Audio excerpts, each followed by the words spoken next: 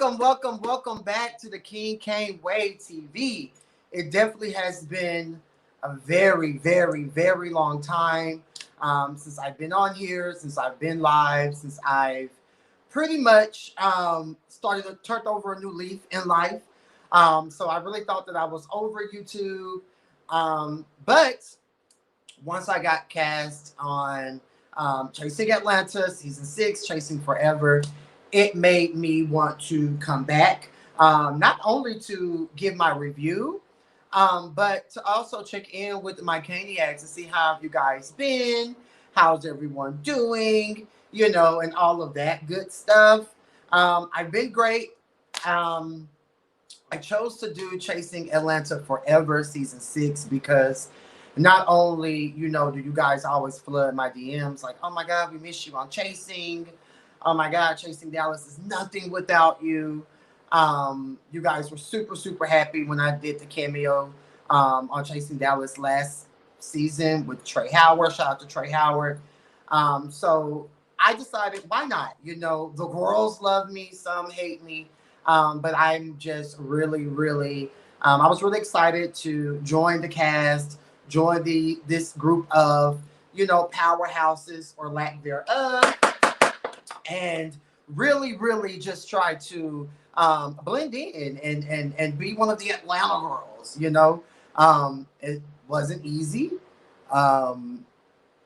Nobody could have ever prepared me for what this season was going to be. Words of the day or of the night or whenever you watch this review, the word is maliciously maligned. Okay, so anytime you hear me say that, anytime you hear me reference that, take your shot, hit your thingy, sniff your line, do whatever it is that you girls like to do, and turn up. But present day, I have moved. I'm no longer in Atlanta. I currently reside in Washington, D.C. I'm a D.C. girl, I don't stay places for too long. I'm a nomad, if you will, and Atlanta just became very stale. It became almost like Dallas, Haterville 2.0. And not only that, but, life is life. Your boy's in love now, and I came for love. And I am so excited to see, where we're going to go in this new journey. I've hung up the horror card, and it's just time to move forward. So thank you guys so much for watching this video. If you are new to the King Kane Way TV, please make sure that you subscribe, like this video, share this video, leave a comment. I used to be able to see how many people were actually watching. I can't see that number anymore, but as you guys come in, please say hello. Please leave a comment. I may be out of the YouTube algorithm, so you guys may just have to, a lot of people may just have to play it back to get into the teas and the things like that, honey, okay? Grandma used to said, I can't wait. I can't wait either. I'm here, and we're going to get into some things. I may or may not have some special guests stopping by to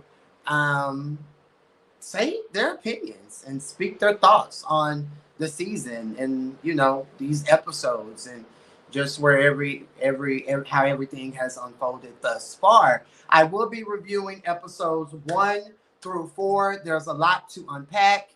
There's a lot to get into. And there's just a lot of clearing up that I have to do, right? Obviously, you guys see an edited version of the show. I can't say that, literally how I acted and everything that I said. I think that production is showing it perfectly. You all know I'm not one to hold my tongue, I am an opinionated person. People have opinions on me. I'm not upset about them. It just seems as though when I get my opinion, right, then others get upset, but this is the game, it's par for the course, if you will. So, before we get started, we're going to take a shot. Baddie, shot o'clock. Baddie, shot o'clock. Baddie, baddie. Shot o'clock. All right. So let's take a shot. I took half of one. Let me pull up this video on my laptop just so I can see some things and see what's going on. Again, if you guys watch this video, make sure you like it, share it, leave a comment, all that good stuff. Let's get King Kane back into the algorithm of YouTube, and let's get it in, honey. Okay. So I see it. I'm looking good. Okay, so I'm seeing the comments there, but I'm not seeing them on the actual StreamYard thingy. So I'll read some of them over here. I miss you guys too. Oh my God. Oh, let's see. Hey, Skinny Minnie. Von Super Sport. Hello. Chronicles of Kim K. Hey, babe, you made it. Thank you so much for making it. Tracy M. Been my bitch since 2017, 2018. Baby King Kane. Baby the King Kane Way TV. She's obviously a moderator. So, hey, Tracy. Hey. So good to see you. K Ray, what's going on? We love us some you. I love you guys too. Just TK. Hey, mama. Love you so much. Oh my God, it's been a while. It has been a while. Oh wow, congrats on the move and the relationship. Thank you. We are neighbors now, Kane. Kira. Well, let's go to the dispensary. Let's hang out. Let's kiki. Let's get into some things.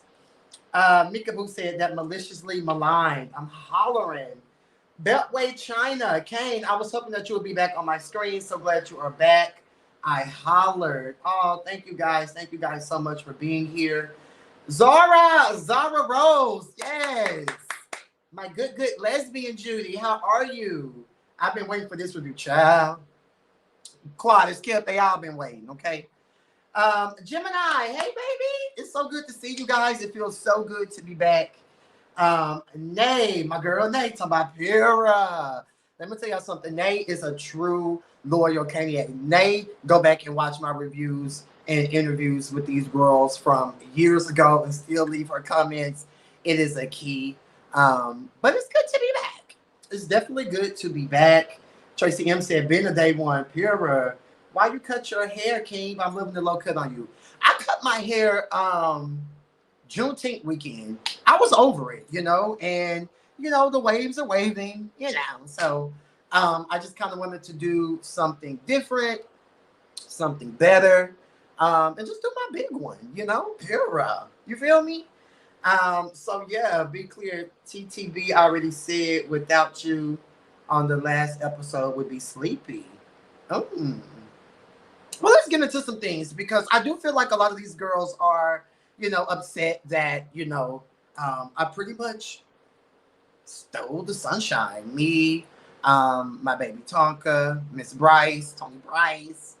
Cassadine is hilarious in his confessional. So I feel like, some girls are just kind of like, what am I to do? Like, Kane is here with all this energy and pizzazz and charisma and wittiness. What am I to do? And unfortunately, the route that some of these girls take or took, it's just not good. I'm going to read a few more comments. I'm going to get started with the review at like the 18-minute mark. So let's just kiki. Y'all go pour y'all drinks, roll y'all ganja up, do your big one, and all that good stuff. James Taylor, hi. Congrats on your new endeavors with the toy line. Yes, we're definitely going to talk about King Kane LLC. Website soon come. Soon come. But you can definitely pre-order if you just go to that Instagram page, King Kane LLC. You could definitely pre-order any of those items that are posted on my page, okay? Just send me a DM, honey, and we'll go from there. Y'all definitely giving what they can. I know that's right, James. And they are 100% facts. Period, Alicia. Period. Aaron Wiles Out TV. What's good, Aaron? How are the girls doing today? Y'all doing all right? We're going to get started in about a minute. Again, welcome to the King Can't Wait TV. It's your boy, the king, the queen, the prince, the princess, the Viscount, the Viscountess, the Duke, the Duchess, the Emperor, and the Empress. And I'm here, and I'm back. And this is my review over Chasing Atlanta Forever, aka Chasing Atlanta Season 6, Episodes 1 through 4. Okay, so if y'all ready to get this crack-a-lacking, y'all ready to get this pop-a-locking, let me get a big old pura in the comments, okay? If you're watching, make sure you are liking, sharing, all of that good stuff, okay? Please, please, please. Let's get Big Daddy Kane back into the algorithm when it comes to this YouTubeification, okay? Please make sure you guys are supporting the channel. As you can see, the girls are girling. I love that quote by Reese G. Is floating at the bottom of the screen. And support the channel via Cash App, the King Can't Wait TV, okay? I love you guys so much. It is just a blessing to be here around you guys, okay? So, Pura, okay, flood them, flood them, flood them, Pura. All right, so without further ado, let's hop into episode 1. So it's January. The girls are performing. You know, we have Rico Cassadine performing. We have Wayne Payne. We have Kendra. We have Troyisha on the mic. Now, we all know Troyisha. She hosts major events. You know, she grabs a mic and she does her big one. So that was pretty dope to see. You see Tonka. He's up twerking. His big ass. How many times are we gonna see Tonka twerk between episode 1 and 4? So let's just keep count, guys. Okay, that was the first one. We see Tonka shaking his ass to the beat. Kendra performs. I'ma walk him like a dog, like the dogs it grew. I'ma walk him like the dog, like the dogs it grew. Here, you see Troy. You know he's shimmying to the song that was made as a diss record to his best friend, Dominique. So yeah, there's that. Willa is back. Willa looks amazing. I like the cheetah. I like the little bob situation with the curl coming on the side that she had going on. I was really here for that. Jaya Moore arrives. Oliver arrives with Darius. We were born there. We were born in the cut. You know what I'm saying? Vibing and mixing and mingling and things of that such. Troy, Jay, Oliver, and Darius, they all sit down and talk. You know, they just catch up on where each other is in life and how have each other been and all of that. And, you know, Jay Moore opened up about a health scare that he had, which was very sad to hear. You know, we all go through scary, life-changing situations. I know I have, and I just kind of feel like that was great that, you know, Jay was able to open up about, you know, I think it was like a blood clot or maybe it was COVID or something like that, but he didn't know if he was going to see tomorrow. Okay, but, you know, with God's grace, he's back and he's alive and he's healthy. So, you know, I can definitely relate to that. Willa leaves during Oliver's performance. Now, she said it was a shade. It definitely came off as shady. It definitely looked shady. To me, again, this is the King Can't Wait TV, one-man show, one-man army. These are my opinions. It doesn't necessarily mean that my opinions are valid or, you know, held to any type of higher standard. However, that's my opinion. That's how I took it. I definitely feel like there was some shade there because as soon as she got outside, her and Troy began to discuss her, you know, falling out with Oliver and, you know, all of the things about that. And, you know, she just felt like Oliver dragged her, you know, down to his YouTube channel and said a lot of things. Apparently she was working at Heavenly's business or doing wigs or doing something. And so he dragged that. And, you know, she just felt like, damn, I'm vulnerable. I'm going through a lot. Like I was so fragile in that time. And he just took that time to completely drag me, you know, and, you know, those are her feelings. Troy doesn't really chime in. He's just like, okay, yeah, yeah, okay. Pretty much Willa is just touring with the beat.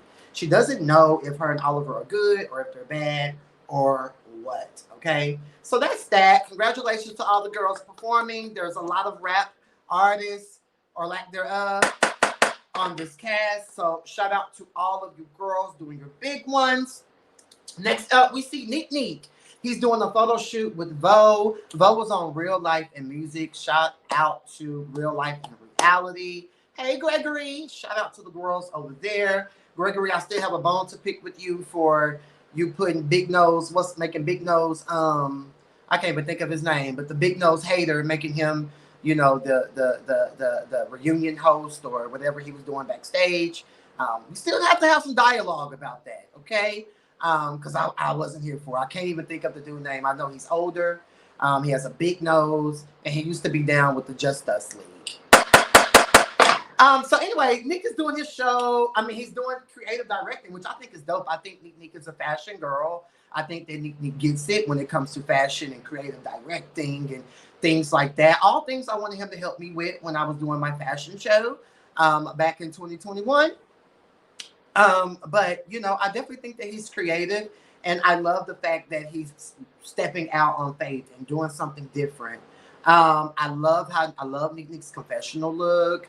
I absolutely love that he has, when we were close, that was my favorite puppy that he had. I love that puppy. I think that puppy is so pretty. Nick does all these fabulous things, coloring the dog's tail and all that. Super cute puppy. So it was really cute to see Nick with his puppy. I love the diamonds under the bottom lashes. Love that, love that, love that. My niece, Ty Valentino, was there. Shout out to Ty Valentino from Real Life and Philanthropy and Real Life and Real Music. Whew, Lord Jesus, tongue twister. So shout out to Ty Valentino. If you guys don't know, I was also on a record. I wasn't rapping, but I was moderating and just speaking real shit. So y'all go check out the song with me, Quan Hondo, and Ty Valentino. It's called Two Player. I'm two player to be played. Hey, I'm two player to be tamed. Hey, you niggas mad cause it's my way.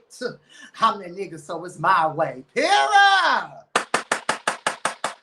So Nick has moved out of his apartment with Anthony. Hey, Ant. Love Ant. Ant was always a nice, genuine guy. But, you know, Nick opens up about being homeless and, you know, was on the street and had to live in his car and all of that. And Nick, I would have been there for you. Had you reached out or anything like that, you know. Nobody wants anybody to be homeless on the streets, you know. So, you know, that touched me a little bit to see, like, damn, you went through all that after you and Anthony had broken up, honey. I do want to give Scotty by Nature TV. Hey, Scotty, he did his commercial. He did his big one. I love that. For the girls in the back who don't know, I was Scotty's very first interview. A bike in the day, Chasing Dallas days. He pulled up to Dallas. I think he was down there for like an event with one of his friends. Pulled up to the room. You know, at that time I was a safety pin queen. King Kane Clothing. I gave him some merch, and we had a really great interview. So I just want to be very, very clear that, you know, I'm not new to this. I'm true to this. I do know that a lot of the Chasing Atlanta viewers who only watch that specific franchise are new to me in the way I key, the way I carry, and all that type of stuff. But this is me, you know, and it's either you take it or you leave it, and I'm fine with either way. But I definitely just wanted to say that, like, this, like, I've hosted reunions, I've interviewed the girls, I've blogged the shows, I've done my reviews. You know, a lot of the things that these current girls are doing in the media, I kind of been there, done that. No tea, no shade.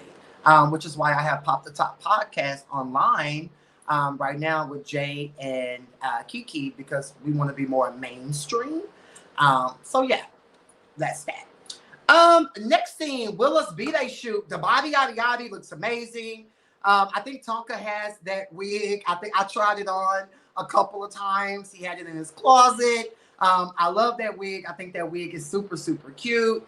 Willa's just a pretty girl to me. I think that she's absolutely beat. Although we're going to talk about what she said in episode 4 a little later. But I do think she's a pretty girl. Jay arrives to the photo shoot and they get into the tea. So apparently, Drew, aka Seven Jones, and Willa, they haven't been talking. Okay. Apparently it's been 5+ months. Willa did Drew hair. Normally Drew, shoot her a couple dollars. This time she didn't. Willa's confused. Like, damn girl, yeah, I did your hair. You didn't pay me. You ran off on the plug, right? But I'm your Judy. I want to say, hey. I want to say, bitch, what you doing? I want a key. I want to carry. Like, why aren't you, answering? Why aren't you responding?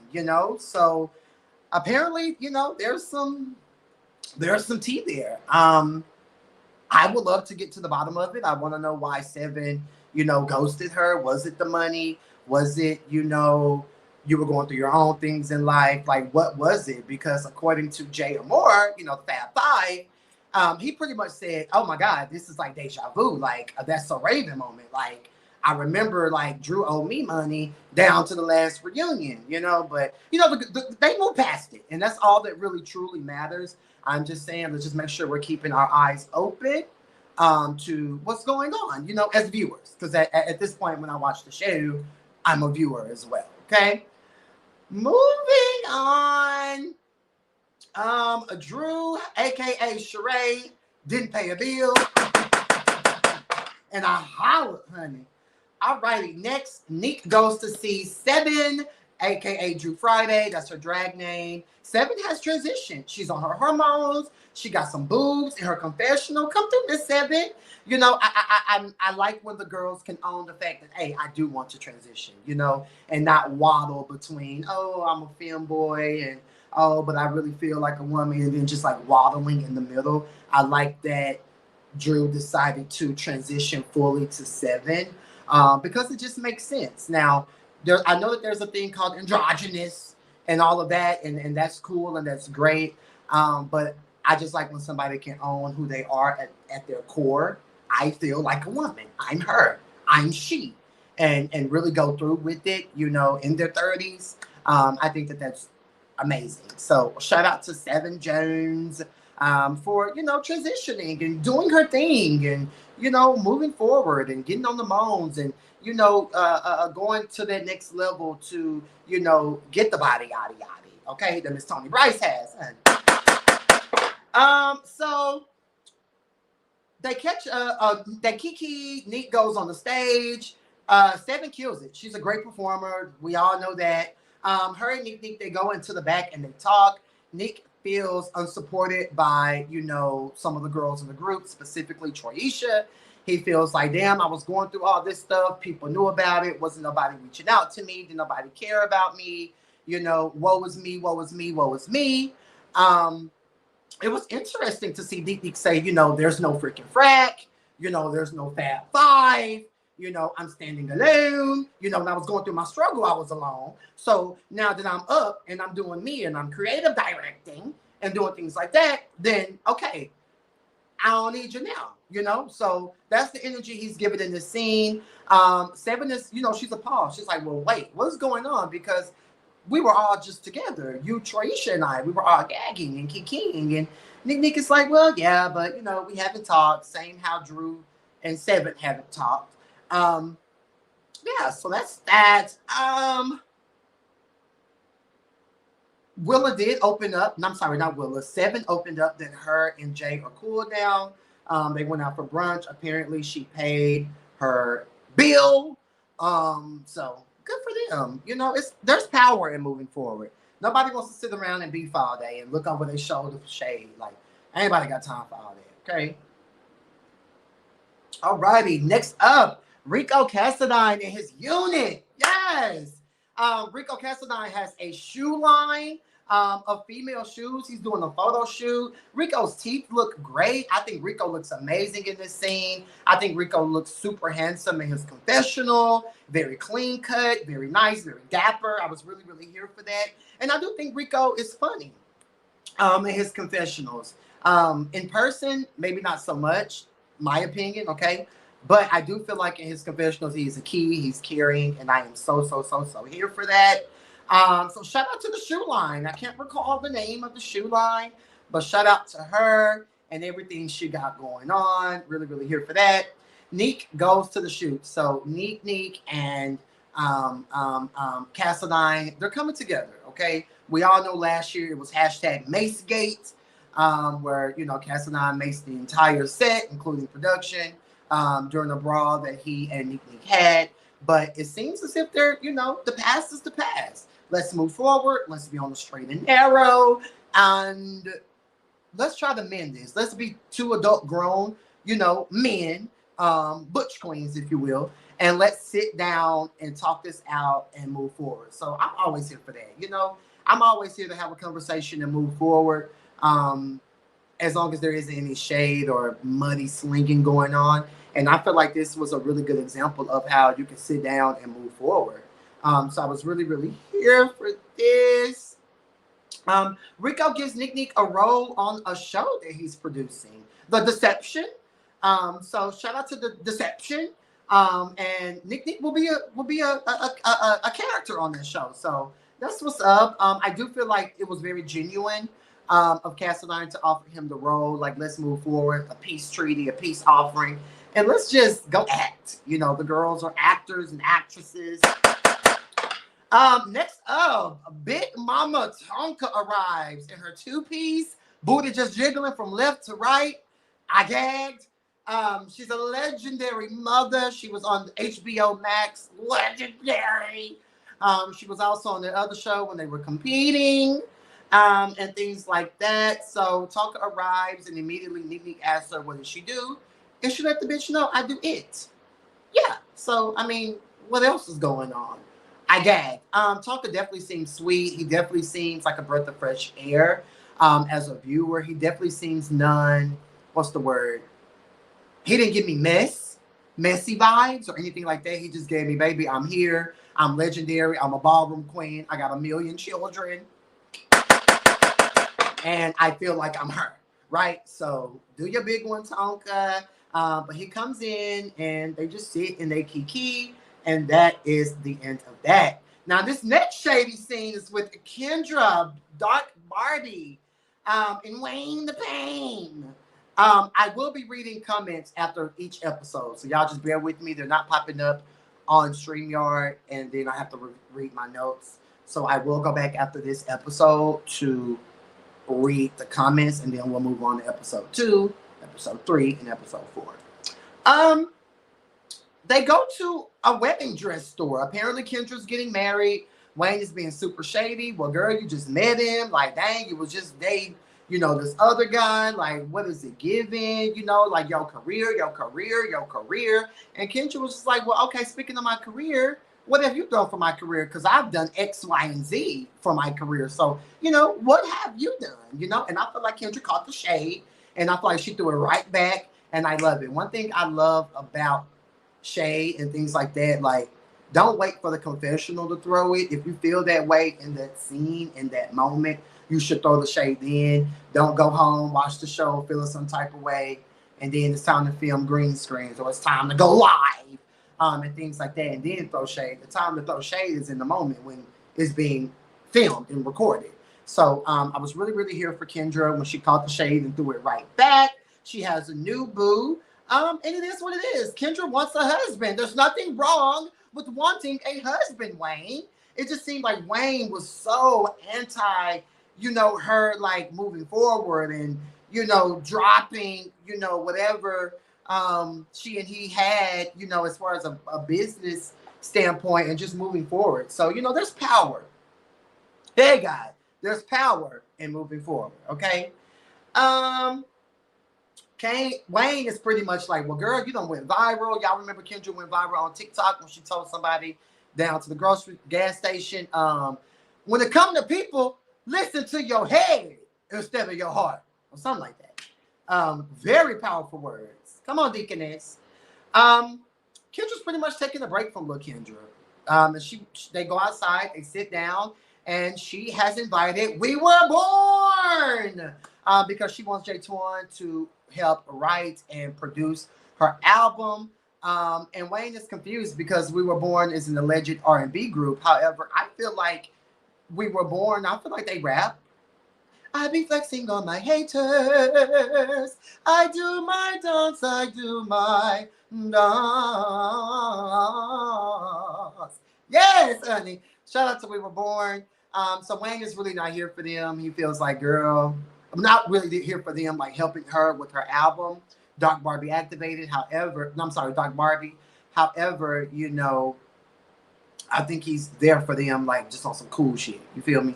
So We Were Born. They come into the scene. Jay Twan says Wayne pretty much isn't a good manager. You know, these were Jay Twan's words. And that's how he felt. He felt like Wayne isn't a good manager. He doesn't feel like Wayne has pretty much done anything for Kendra's career. I don't really know. I can't say yay or nay because I do feel like when they first came into the chasing world, I do feel like Wayne was working down for Kendra, but I want people to understand that there's nothing wrong with Wayne wanting to, pardon me, spread his wings and become an artist himself, like YOLO. You know what I'm saying? So that's that. I want to go back. Cassidy invited Nick to a barbecue. There's a barbecue brewing. There's a barbecue on the horizon. He invited Nick to his barbecue around that in that last scene when they was at Rico's photo shoot with Tonka. So Wayne invites the girls to the barbecue because Wayne and Cassidy are still cool. They do still have a friendship. We don't know if it's physical. We don't know if it's romantic. We don't know if it's brotherly. But we do know that they're still cool. So I'm sure Cassidy invited Wayne, and Wayne is inviting these girls to the barbecue. Okay. Next up, the girls are at the Kiki ball scene. Cut to the 6, 4, 5, okay. I'm legendary. House of Kane, right? So the girls are there. Tonka is judging, and he's here to give the iconic point of view. So here we go. We have Tonka yet again, you know, talking about her legendary status, the things she's accomplished in the ballroom scene. So that's that. And walks legendary Mother Lush and Plush, Miss Toni Bryce. Okay, I know that's right. Toni Bryce, she's a cute girl. Super pretty. She's an actress. She's a trans activist. She does the things of the things. She was on P Valley this last episode. And then baby just recently told me that she was on a Shy. So that's dope. Like, Miss Toni, do your big one. Okay, Miss Toni, I didn't know you had all them accolades. Mother Pira. So she's there. And Toni, Tonka, and I forgot that other light-skinned guy, super pretty light-skinned guy. I met him at a Taco Tuesday a couple years ago. I can't think of his name right now. But they all talk outside, and Toni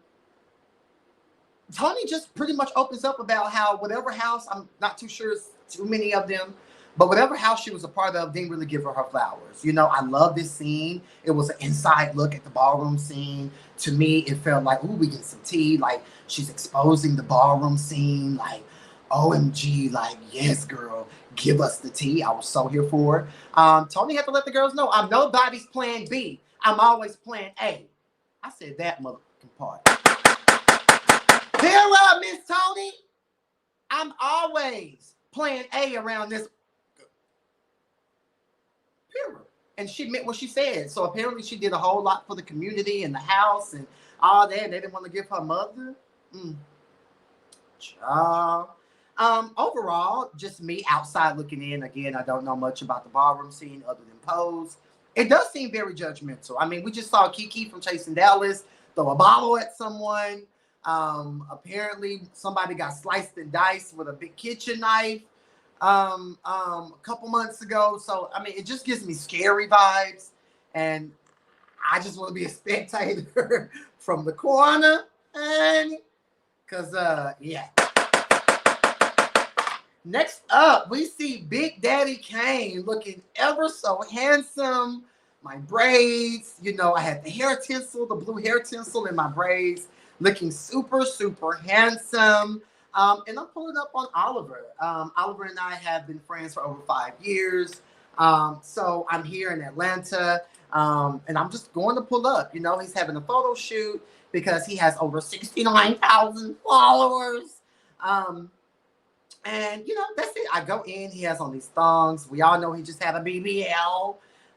So I was gagging, you know, I feel like he looks great. Like I said in my confessional, I can still see the swollenness and the pudginess. But overall, he looks good. And I seen him post that, right? When the swelling head goes down, and he still looks great. We gag over him doing my logo. I definitely had to get him together because I reached out about some business and you just totally like swipe past that and didn't respond. And I'm like, well, damn, girl, don't have to be, you know, Miss Pat, you know, don't have to be Heavenly or Candy or any of those girls to get a response. And I gag him. I bring him a couple of gag gives. The Jack Daniels is for me. That's my drink of choice. Pure. And I bring him some jock straps for his new body, yachty, from Fenty. And I also bring him a douche, you know, douche that new pussy, get it right, get it wet, you know, for whomever, and do your big one, you know. But according to her, she has a natural cleaning pussy, which I'm like, damn, I ain't never heard of that. And I had some hoes. I ain't never heard a hoe say, I got a natural cleaning pussy. Like, you know, I've always heard the girls give me 20, 30 minutes. Let me get my pussy lips together. And things like that. So that was my first time hearing that. That y'all could see my face. I was like, girl, now you know that pussy get raw and raunchy. So he invited me to Rico's house party.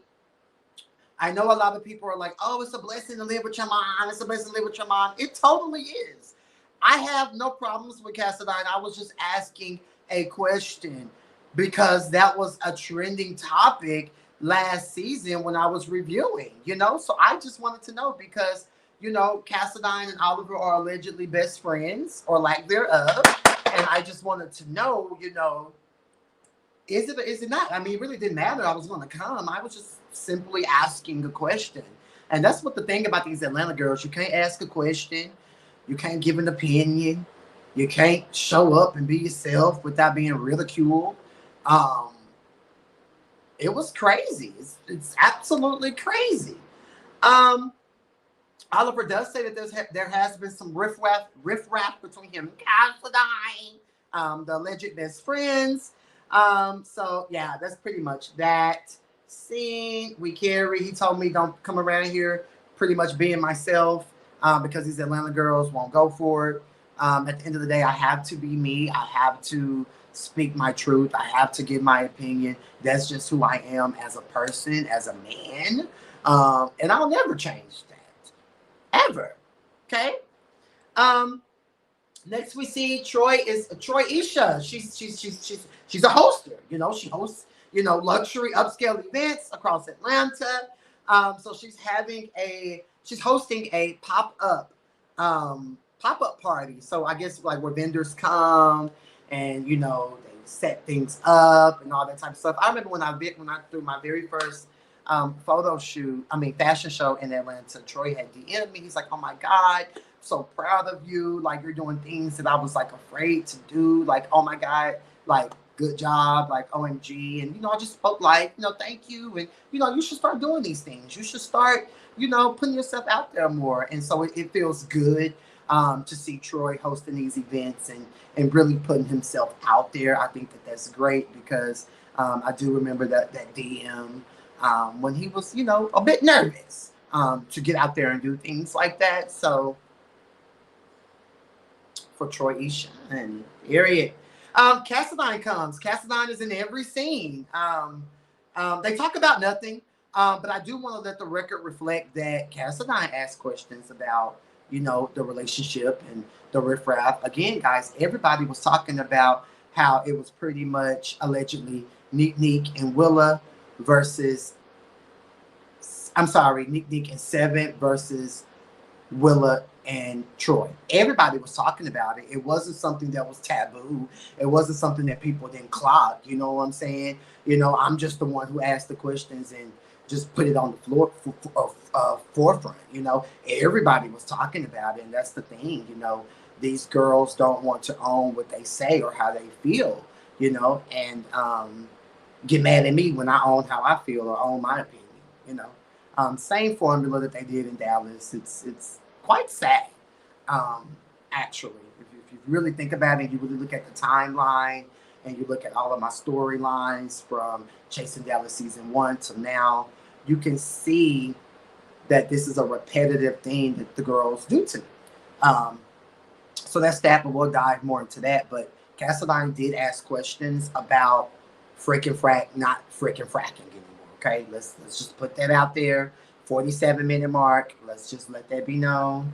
Cassadine ends up inviting Troy to the barbecue. Troy feels like all of the talking is just chitter chatter. You know, it's really nothing. And can I say for the record, Troy, you're a handsome guy. You don't have to build your face like a lot of these other cast members. And like myself, you know, we're naturally like handsome cisgendered men. So the blush on the cheeks was a bit much. It was a bit distracting as a viewer. And I just don't feel like you need all that makeup. Like, you're naturally handsome, you're tall, you're slim. You know, I don't think you need all of that extra carrying on. Alrighty, so it's barbecue day. It's a beautiful home. The girls keep saying it's on the south side. So what's wrong with the south side, honey? Y'all paying that high ass rent in northeast, west Atlanta? Baby, ain't nothing wrong with the south side. The house, it's a beautiful home. Whether he lives with his mom or not, the house is beautiful. And we even saw Cassadine's mom. She was there helping out and things like that. So I thought that that was pretty dope. Rico's boyfriend is there. So shout out to Rico having his own relationship to pour into and all of that good stuff. Yes, relationship. Troy arrives, Nick arrives. It's the fake hugs and love for me. They pretty much discussed me asking questions. Nick and Troy. Nobody really cares. This wasn't filmed. This wasn't on the show. I never brought it up on the show. These two, this is where the maliciously malignment started. Okay, this is where the smear campaign started. Oh, well, that person asked me this. Oh, well, that same person told me this. I did. But can we like go a little deeper as to what was actually said and the responses that both of you guys had towards one another? Like, can we dive just a little bit deeper, right? I didn't even know production was filming at Oliver's birthday party. I really went to just show support and show some love to Oliver, and just kiki and vibe. I happened to see Troy. He's sitting next to me. I'm like, girl, what's tea with you and Dominique? And I know that you have the group chat and you and Kendra are cool, but you know, that's your good Judy. And you know, Kendra has a disc record and all that. So like, how are you like working through that? Like, what's the tea? And you know, Troy's words were, well, Nick, you know, he did do some stuff to Kendra. So I feel like what Kendra doing is validated. X, Y, and Z, X, Y, and Z. But I just want to stay out of it. I'm focusing on thyself. I'm focusing on thyself. I'm focusing on thyself, which is cool. Now, around this time, Nick and I were, what I thought, we were rebuilding our connection, our bond, and things like that. Because me and Nick actually used to be really cool. His first season, when I first moved to Atlanta, I was in a hotel. Nick would come get me, show me around the city, get me acclimated. I filmed with him on season 4 at his house on fucking Easter. Nick would come over to my house. I would help him with his green screens to get him less robotic and just more like comfortable, you know, in front of the camera, and just helping him with his reads and things like that. I feel like we had a really close friendship, and we lost that because I feel like he was unsupportive when I was doing my fashion show in 2021. But once I got back in 2022, we talked. We were at Ty Valentino's performance, and we were able to put the past behind us. He was already going through what he was going through with Anthony. So he didn't have time to like really be there and do all that for everybody, which I understood. So I thought that Nick and I were moving forward. I thought that we were, you know, rebuilding. So me and Nick, we go to that. I go to his house, and we're watching the Chasing Dallas Meet the Cast. We're gagging these girls. I even posted a video of Nick panties getting wet when Kesey had came on the screen on the Meet the Cast. So, you know, we're just talking, we're just gagging. And, you know, so I'm like, damn, girl, I saw Troy at Oliver's birthday. Keep in mind, this is when the Chasing Dallas come out. This had to be like March, early March. Again, I wasn't cast for the show. I wasn't on the show. These girls had already been filming in January. I want to be very clear. I wasn't a part of the cast whatsoever. I had not. My very first time filming was episode 4, where y'all saw me walk in and I'm ambushed, right? So that was my very first scene, okay? So I don't know any storylines. I didn't know what was going on amongst the group. You know, I didn't even know that all that happened down to the barbecue. I had absolutely no idea, okay? So I'm giving y'all this context because when we get into episode 3, it'll make a little bit more sense. I'm sorry, episode 3 was my very first time filming. So I'm just giving you guys backstory. So me and Neek were chilling, we're hanging out, we're gagging. I'm telling him about all these hoes I done hit. And you know, I asked him a question about somebody I know that he had dealings with that told me about it. You know, now that he was single, so girl, you outside, such and such told me he hit that bitch. He said the pussy was good, you know, so we're carrying. That's the type of relationship we have. We key, we carry, we give tea, we drop bombs. I told him about what Troy said. Neek read Troy for filth. And was pretty much like, I bet if I call Troy right now, he'll act like everything is okay. Right? So in episode 2, when Troy's telling Oliver and Willa, I know for a fact that what Kane told Neek, that's the reason why he hasn't been responding. Y'all have been not talking. Okay? Let's not make me the reason why you guys weren't talking. You guys had been not talking, Troy, according to Neek. Okay? So maybe you and Neek need to have that conversation, which is what I kept trying to say on episode 3. Like, you're coming at me when you and Neek need to be having a conversation. Like, I'm only giving my thoughts and my opinions based on what Neek said after I told him that, you know, and I did not chime in. When Neek was reading Troy for Filth, I did not chime in. I literally was there. I was gagging. And I was like, damn, the girls really not friends, you know? And I'm just like, well, child, y'all don't need to go into the next season do all this extra carrying on. There's enough of that already going on. So just move forward. You know, I gained nothing from these girls not being friends anymore. Like, who gives a fuck at the end of the day? I was just putting my alleged, you know, rebuilding friendship friend on what I was told. Because let's be clear, me and Troy not friends. You know, as he said a million times, we're not, right? You're a fan of mine. So, of course, we're not friends. So, you know, it is what it is, you know? So, I definitely was disappointed that Neek would take that bone back and not deliver the full bone. That really disappointed me because I thought that Neek and I were rebuilding, if you will. Okay, so I just want to give y'all the backstory. I'll get a little bit more deep episode 3 when we get into that. Moving on, Willa arrives, Oliver and Darius arrives. Obviously, I wasn't there. At that time, I was a district manager for a retail company. And when people call out, I just had to come in. And it was so unfortunate because I really wanted to be there. That was going to be my very first group scene with the people. I was really looking forward to it. The shade from Castle 9 was pretty much lame. Who invited King Kane? Clearly, you know, I would come in. We all get call sheets and, you know, things like that. It didn't stick like grits the way I'm sure you would have wanted it to. 7 arrives. Jaya Moore arrives. Taka, who's, might I say, is everybody's best friend. He arrives. And Miss Tony arrives. Wayne arrives solo. Allegedly, Kendra feels away about his solo career, so Wayne just thinking to himself, he ain't got time. Kendra arrived and she was on go. I ain't got time for the fake. I ain't got time for the this. I ain't got time for the that. Today is not a good day to play. Today is not a good day to play. Today is not a good day to play.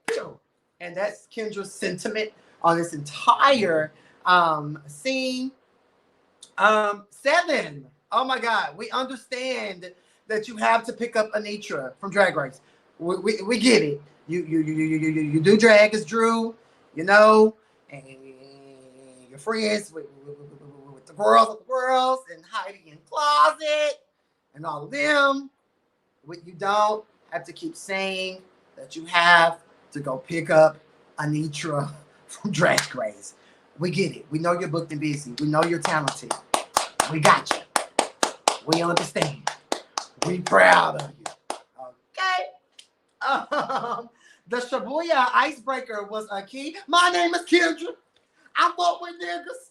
And if a bitch got a problem, I'ma hit her. Hey, walking like a dog, dog she grew. I'ma walk skip. Hey, you know, I hit the shamar, Pura. So that was a key. I felt like Kendra's was funny. It was crazy because the rappers of the group, you know, really didn't have any good shabuya. Let's see. Kendra wants to talk to Nick face to face. Nick doesn't really want to talk, and Kendra pretty much lets him know, well, that's cool. However, what the queen says overrides. What the queen says overrides. So Kendra's on go. She wants to know, Dominique, why did you come to my page? Why did you attack me? What's going on? And Nick is just, girl, I ain't got time. This is the storyline for me has run stale. And that's the energy that what's his name? Nick was giving. And you know, I feel like rightfully so, you know. But I do feel like, you know, Kendra and Nick need to talk because they left the reunion on weird terms.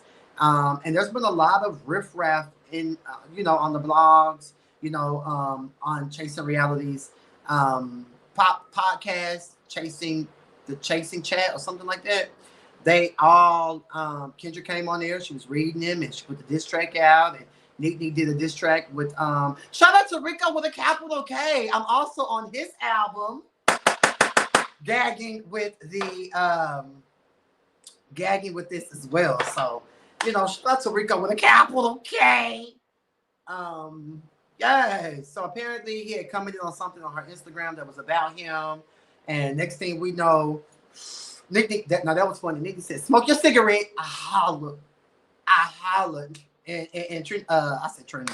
Kendra said, "I'm finna hit him." And got the hell up, baby. I gagged so motherfucking hard, honey. Hashtag Dark Barbie activated, honey. And the girls are trying to hold her back, you know, but she's here for blood, you know. She's angry right now. So that's episode 1. We're going to get into episode 2 in just a second. Let me read some of these comments. Lamika, love you, my Virgo brother. I love you too. Hey, brother Kane and Kane the X. I will catch the replay from the beginning. Yes, but since you're here now, just stay here because we have so much more to get into.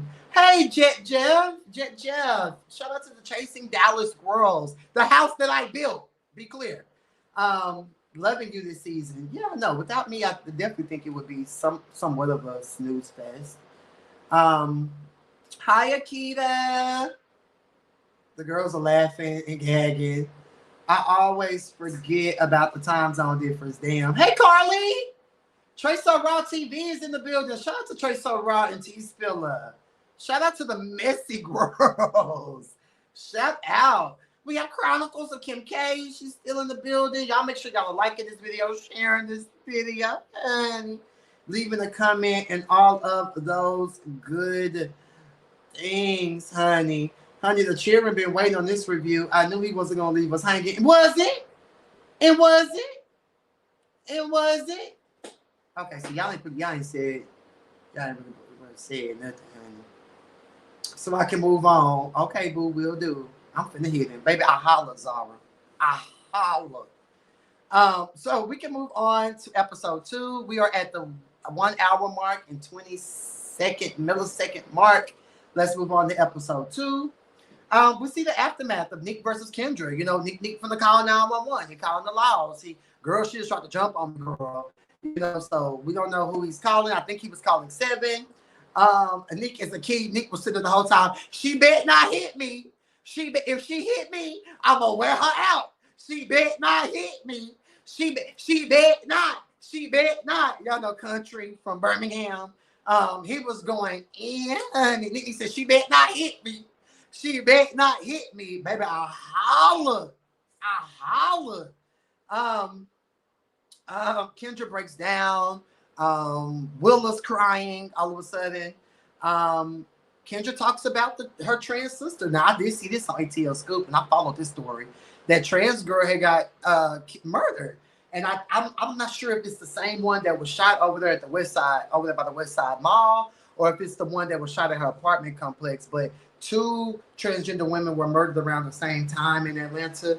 And that was a really, really big story, you know, amongst the community about both of them. So Kendra, you know, she's just going through a lot, you know. It seems as though every season she's going through a lot, but you can tell this season she ain't even with it, which is why she decided not to even come back around. Now, y'all will see Kendra later on this season. Yeah, she has some scenes with Wayne, and I don't want to give anything away because the girls love to give the show away before it happens. But y'all will see Kendra again. Like y'all will see me and Kendra actually interact, on camera. So that was really fun and interesting when I very first met Kendra for the first time. They eventually calm her down. Neek and Kendra, they talk it out. 7 comes back after picking up who? Anitra from Drag Race. The trans women have a moment. I absolutely love that moment. Even Miss Tony Bryce chimed in and gave her sentiments and all of that good stuff. So I was here for that. While Kendra's still going off, Wayne apparently caught some shade that she was throwing towards him. So Wayne grabbed his pocketbook and Wayne was out of there. And honestly, I don't blame him. Like, it's too much going on. I don't feel like arguing. I don't feel like beefing. Ciao, bye. Drew and Willa talk about the alleged 5-month hiatus that they've been on. Apparently, they haven't talked to each other in 5 months. Willa was hurt. How dare you, Drew? 7, not reach out to your friend. Willa opens up about how close she was to D. Rashawn. We all know D. Rashawn. Rest in peace to D. Rashawn, honey. And let me tell y'all something. I went through something tumultuous in my life that I opened up about later on down the season. And D was one of the only people from this fake-ass web reality spectrum that reached out to me, that showed genuine concern, if you will. So when I heard about D passing, that was very, very, very, very sad. Not here for it. I feel like it could have been a million other bitches that the law could have took. I just don't feel like D. Rashawn should have been one. And she got cheering. So that was very, very, very sad. So let's have a moment of silence for D. Rashawn, just out of respect and all that good shit, okay?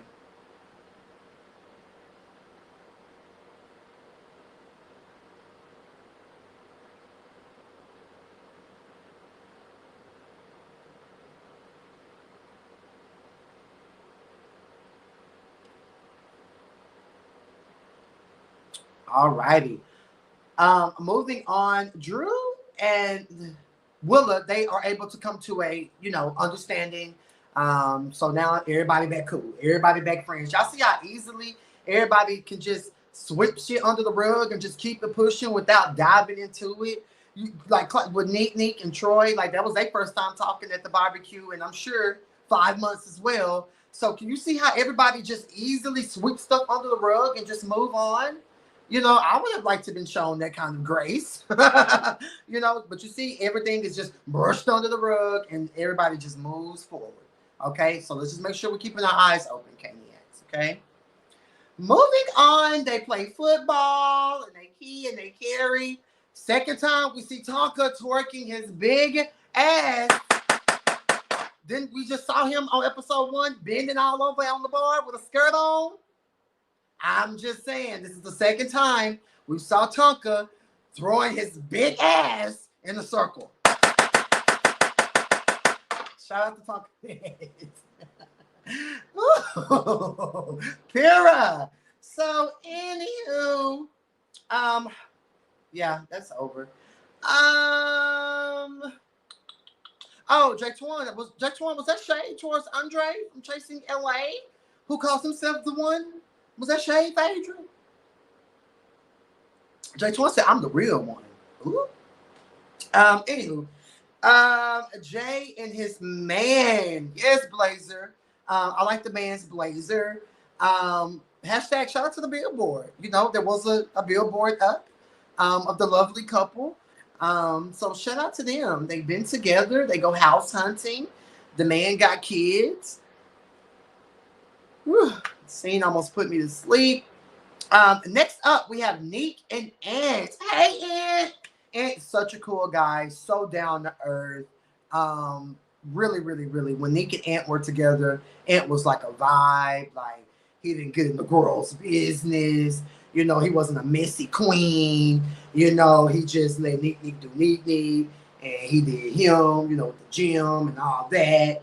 You know, like Ant is a vibe. You feel what I'm saying? And honestly, I'm sad that Nick and Ant not together no more. Like 8 years, that's a long time. But I think I saw that Anthony already moved on and already engaged. So, you know, that was a little weird to see how fast Anthony was able to, you know, pack up and leave. Like, damn, girl, you just, what about Nick? Like, damn, was you fucking with the bitch prior? That was a little crazy. But aside from that, folks went down. They're moving forward. You know, Neek is in a better place. I love this scene. I like the swinging chairs. I like Neek's head wrap. I like the yarn shirt. Neek's a fashion girl. Okay, so you know, there's some things I agree with that Neek does, which is majority of everything. However, I didn't like last season his reunion look. I thought he could have did way better because I know that she's a fashion look girl. You know, we bonded over that. So love what Nick has on in this scene. I just like his flow, his vibe in this scene. Again, I'm not a hater. I give the girls their ones and twos when it's appropriate. Nick wants to hang out with his fellas. He want to hang out with his niggas, aka Troyisha. Like Troyisha ain't been calling him. They ain't been talking. Yet again, we have Nick talking about this again. Okay, they been not talking, right? So let's just make sure we're staying afloat with what's going on. Okay. Moving on. Ant spills tea that Wayne DM'd him. I do feel like, okay, that is your ex and Wayne don't fuck with you, so yeah, I'm gonna holler at your nigga. Purr. What sexy? Take the bitch, nigga, show no mercy. I do the pussy bitch dirty. She like sexy while you hear me, I don't know. Took him down out there, yucky. When you give me, put that dick all on my backside. I'm a hood bitch sitting courtside. I'll show up pussy out his neck right. Little bitch, I'm from the north side. You know, so I feel like, okay, Nick, and who really cares? He DM'd your ex. Y'all ain't together. You're clearly outside, you know, from our conversation in February, March. So who cares, you know? Who gives a fuck? Let these girls go and let these girls venture. And if they can get them, they can get them. If they can't, they can't. You feel me? You feel me? All right. So yeah, Nick is like, these bitches. I'm starting to think these bitches is slow. I holler. Troy, Willa, and Oliver, they go to a Botox plastic surgery center. Yeah, they fill Troy in about what happened at the barbecue. Willa discusses her and Seven. Pretty much she's saying like, girl, we're good for now, but I'm just going to see where it's at. And Willa pretty much was saying, Seven, girl, you ain't that busy. We all busy. You ain't that busy enough to return a phone call now. Apparently, Willa and Oliver made up at an event that they were both booked at or attending. Good for y'all. Troy lied. He said that, you know, this is the moment he was like, oh, King Kane, the stuff King Kane told him, he asking me stuff at the party. And well, Troy, if you feel like I was getting into your tea, if I was doing a little too much, you should be like, well, Kane, I'm not comfortable discussing this with you. Like, it's okay. Like, I'm not above, is it approach or reproach? I can't really think of it. It's like,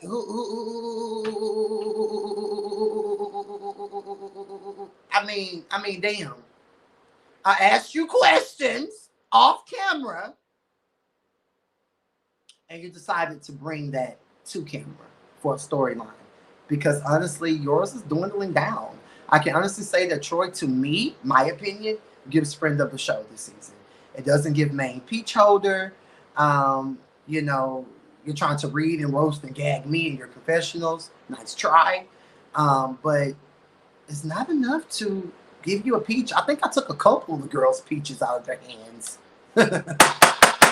If you want to catch it, honey. With Tonka as well, and Miss Tony Bryce as well. And so, you know, that's that.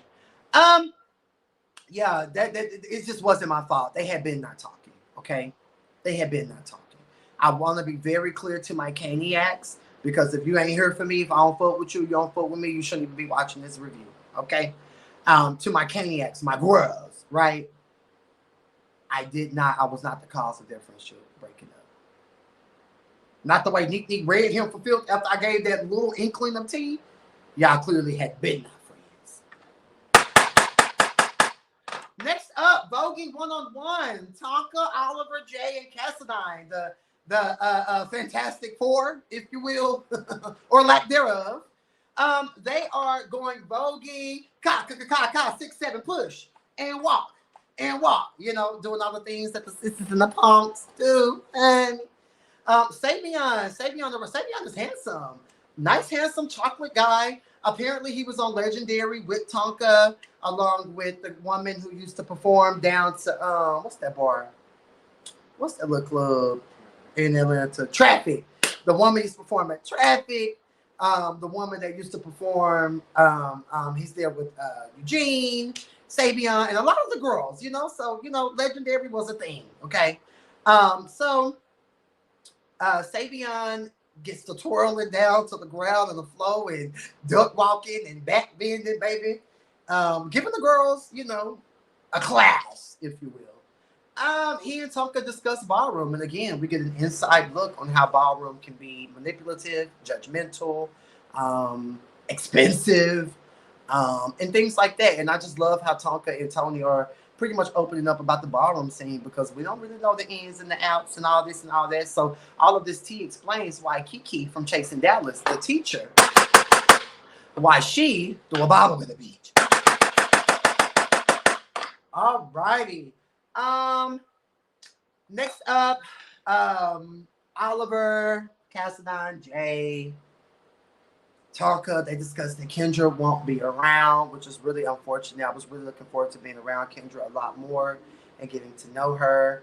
And Oliver invites the new girls, which in this scene is only Tonka. And I was in the scene, but you know, he says he's inviting me and Tony and this, that, and the third. And Jay's like, they not new. I'm new to Chasing Atlanta. I am a star. I am a legend in the Chasing reality realm. Be clear, but I'm new to the Atlanta cast, so that's why I was invited, Jay Amore. And he's having a candle event, so really excited about that. Cassadine and Oliver talk out their issues. They have a fake friendship as well. You know, and Rico just pretty much says, well, you know, I had to learn not to go live and not get in my feelings. But the people say that he still goes live to this day, every day, on the hour to Key and Carrie. Wayne and Cassadine, they catch up. Honestly, Wayne and Cassadine would have made a cute couple. I think that they would have been like such a cute couple together if that would have worked out. They discuss Wayne versus Kendra, etc. And Wayne just feels like, you know, I'm a superstar in my own right, and you know, I want to focus on my career. Period. Apparently, Cassadine is in an open relationship with the guy we saw at the barbecue. So shout out to the girls in open relationships. You know, we have to focus on our own relationships. Okay. We were born. They're in the studio dropping beats. Berlin, to me, has the best confessional look. I feel like the hair could have been different and or better, but I do feel like outfit-wise, Berlin has the cutest part one of confessionals outfit to me. I love that dress. I love whatever's underneath it. I love how it's like right here and like shoulders coming out. I just love it. I really, really, really, really love it. Hey, Daniel K. Thank you. Miss Tony arrives. Tonka, he's there. You know, he's non-binary. So he's he, she, him, her, them, they, and the twerker of the cast. I do feel where Drew Seven comes. Allegedly, she's uncomfortable in this scene because Berlin is opening up about her sugar daddy and being a sugar baby and how the sugar daddy acting funny and ain't really sending the coin no more. And it was a little awkward when the tap happened and Berlin had to get up and go grab what she needed to grab, the phone or whatever. So I don't really know what that was about. I did watch We Were Born's review over episode 2, and they said that they were going to have that conversation about the sugar daddy, regardless if those girls were there or not. But he was just reminding her, like, hey, bitch, go get your phone. Like, we clearly have a scene that we have to do, and this is what we're talking about, because it's no secret. We all know the scenes we're pulling up to. We all know what we're going to be discussing sometimes in that scene. So, you know, We Were Born had an agenda, and that's their scene. And so I do feel like Drew, it was a bit unwarranted. The shade, bitch. You know, oh, what y'all doing? I'm uncomfortable. I'm the queen. You know, so I thought that that was a little weird. So we were born. They performed their song for the girls. The girls are sitting there looking and smizing. Seven gives her critiques on the song. J21 says that, you know, he has a few critiques for her as well. Wonder what those could be. Shout out to the sugar babies. I was a sugar baby for years, you know. Ain't nothing wrong with having a sugar daddy. Get money, bitch. Next up, they're filming The Deception, and that man, Wesley. I remember he used to interview the bad girls from Bad Girls Club back in the day. He used to interview the bad girls. So shout out to him that moved on to doing feature films, honey. So apparently Rico Cassadine came up with the name, the title, the cast, the script, the budget, you know, everything that has to do with the deception. Michael is there. Now I know y'all remember Michael from what's that show Keelan Burns came out with? The Shit We Do for Love. He was on there, apparently going on dates with the girls, and all of that. He's also one of Tonka's children. You know, Tonka, everybody's best friend, and she got 1,000 children plus and counting. John and Kate plus 8. I love it, honey. So Michael, you know, he's there getting his acting on. So I would have loved to see a little bit of Neek like actually acting. You know, they only just showed like the setup. I'm sure he filmed it, and then Cassadine and Neek have a conversation. Cassadine spills the beans about Wayne wanting to talk to Neek. So again, y'all see how friends go back and tell stuff. Y'all see how you hear something, you go back and tell it. Y'all see how that's a theme throughout the show. So why when I do it is World War III. Y'all see how everybody going back telling people stuff? See how Willa went back and told Troy and Drew, told Troy and Oliver about her and Seven, their conversation, and how she still low-key ain't feeling it because why you ain't reached out to me? Remember that? See how Wayne went and told Cassadine about him and Kendra? See how Wayne talked to Cassadine about him and Neek? See how Dominique said he ain't freak or frack with Seven? You know, like let's be clear, let's be honest. See how everybody's going back to their friends or lack thereof, telling them tea, giving them the inside scoop. Y'all see how everybody doing that. I just want to be clear. I just want to be very clear, concise, and fair. Y'all see how everybody doing that, right? All right, let's move on. So anyways, Neek and Wayne meet up. Wayne gags Neek with some gifts. He gives him a douche to clean that pussy out, honey. He gives him a composition notebook so you can write your thoughts and things down about me and all that. And I think he gave him like a toy police car because Wayne said, because if I touch you or you touch me, the laws shall come, honey. And Nick goes straight for the receipts. Why are you DMing my ex? You know, Nick throws the receipts in his face, and him and Wayne, I mean, I don't really understand what the beef is. Like, it was really choppy, honestly. So I really don't know what was going on. I can't say the transition from Wayne to Wayne the fucking paint, paint was a key. Like, that was hilarious. And I loved it. So they pretty much just throwing gifts and receipts in each other's face. And Wayne, that Virgo energy, I was trying to be motherfucking nice to you. I was, you know, and next thing he know, he pops off on Dominique. Him and Dominique, they got to twirling. I'm not really here for physical fights. Quad has kept that isn't the only physical fight that happens this season, unfortunately.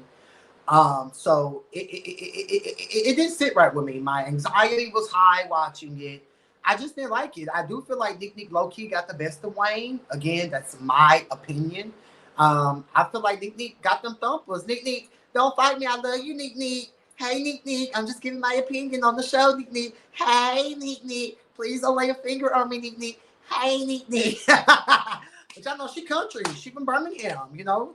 And I feel like Nick was throwing them hoes on me. No tea, no shade. You know, I fuck with Wayne, like Wayne, but that's just, again, my opinion on the brawl, okay? So they got the fight. Nick got up, put them dreads up, honey. Still pretty. What's he say? Still pretty. These bitches mad because I'm pretty. That was Nick's energy. Wayne ran off into Neverland. And I'm like, where the hell is Wayne going in this two-piece? Like my baby. My baby love one of the nasty two-piece.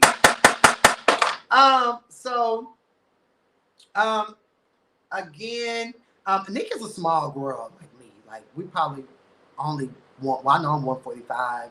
And I'm sure Nick probably about what she don't bulked up. So Nick probably a nasty 150.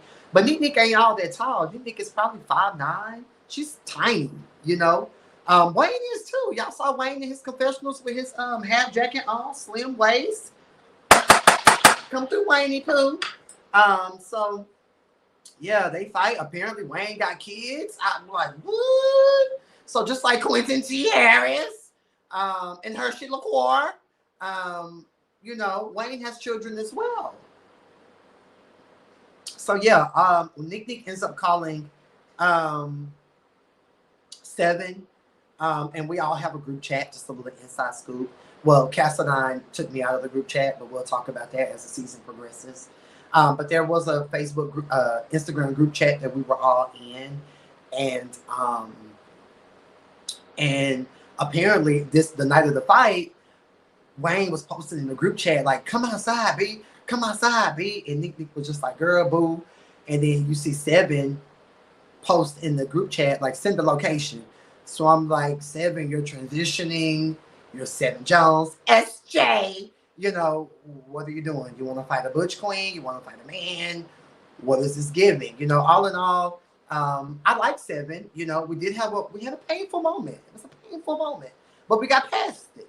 I do want her to stay out of butch queen business.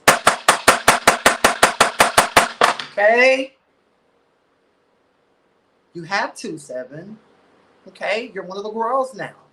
Okay, now back when you was Ramir, okay, you could key and carry with the butch queens, but you're a lady now.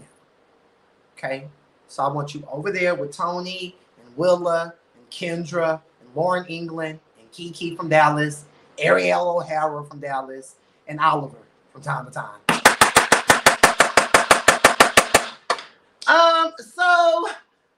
That is the end of episode 2. Let's read some comments, honey. Or lack there. Oh, my waves is waving, honey. Y'all just screaming, y'all laughing, y'all in the comments. I'm loving it. Okay, we're getting into it. Hey, Markel Logan is here. The infamous bully from Chasing Dallas season 1 and 2. Y'all just playing. Hey, Markel. Hi. How are you? Can y'all hear, or my headphones ghetto? Your headphones have to be ghetto. Nah. I ain't muted, honey. I ain't muted. This mic is on. It was awkward. Why bring up something that isn't on the show? Exactly, Corday. Exactly. What was the BTS reads, though? Y'all didn't really get into details, just saying. What's BTS reads? Can you go a little more in detail about that, Koryami? Or when I bring you up, then we can discuss that. Oh, the behind the scenes? Yeah, why y'all bringing up behind the scenes stuff? Oliver's birthday party wasn't filmed, honey. Child, the T I know about JX. Ooh, not James Taylor. Girl, see, I can't even. R.I.P.D. Kane and Oliver are carrying the show. Shout out to Rico with a K. Okay, boo, will do. I'm finna hit him. Love you, my Virgo brother. Okay. Yeah, y'all already said what y'all was gonna say. Okay. King Kane. Not Oliver from time to time. I said what I said, and I ain't changing it, you know? Because one of my Kennex told me that he opened on his YouTube channel. See, Oliver is mad about some shit that happened later on down the season between he and I. Painful moment. Very painful moment. And, you know, nowadays, since everybody's doing their confessionals, like, let me give y'all a little inside scoop. When it comes to doing confessionals, you're supposed to do your confessional on how you felt in that moment. Regardless if you beefing with this beef, you beefing with this bitch 6, 7 episodes down the line, you know that you're going to get to that. But how were you feeling in this moment? And I feel that way about other girls, Oliver, Jaya Moore, Cassadine. I feel like these girls are doing their confessionals about me based on later feelings down the episode. You get what I'm saying? Now Jay's a different story. Jay saw my Meet the Cast, and I called him boring. So I heard she did a whole she ain't gotta use safety pins post, and I'm a real designer, and all that, which is fine, but I do just feel like these confessionals, like let's bring it back. Let's bring it back to how we were feeling in that moment. Let's stop going, further down the line. You know what I'm saying? Let's keep it to where it's at. You know what I'm saying? Like stop rehearsing your reads and trying to have a plan of execution for the queen, and because it won't work out, unfortunately. Okay.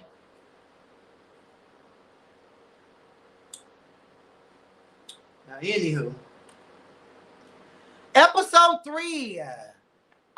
Corday, if you want to go ahead and come up, you're more than welcome to. You have the link. Just let me know. Episode 3, we are getting into the things. We have 2 episodes left, 3 and 4. Episode 3, it was very annoying to watch. It was very hard to watch. It was the way that I was ambushed, the way that I was maliciously maligned. From episode 1 to 2, being lied on. It was painful. I had no idea that this was a story brewing. Absolutely not an inkling. So I want to put that on the record. Okay. So Cassadine and Rico, they talk about the fight. Rico was just like, girl, I can't believe that you girls were fighting. Yes, I went and told Nick that you wanted to have the conversation, but y'all was supposed to wait for me to be there to rectify it and get in the mix of it and have another chance to film and all that. Wayne feels like Rico set him up. Oh, does he now? Okay. I'm a little confused because so did Rico set the conversation up with Nick and Wayne, or nah? Like, what's going on? And why wasn't Rico there if he, wants to see them, get into a better space and come into a better light and, X, Y, and Z and A, B, C, D, E, F, G, right? Cassadine seems to be above the drama, above the water, and trying to bring the peace. That's good because we don't want him macing the girls like he did last season. They even say he maced Dario, the producer of the show last year. So it's good to see him trying to bring peace and not being judgmental and, all of that good stuff as of now. So that's really nice to see.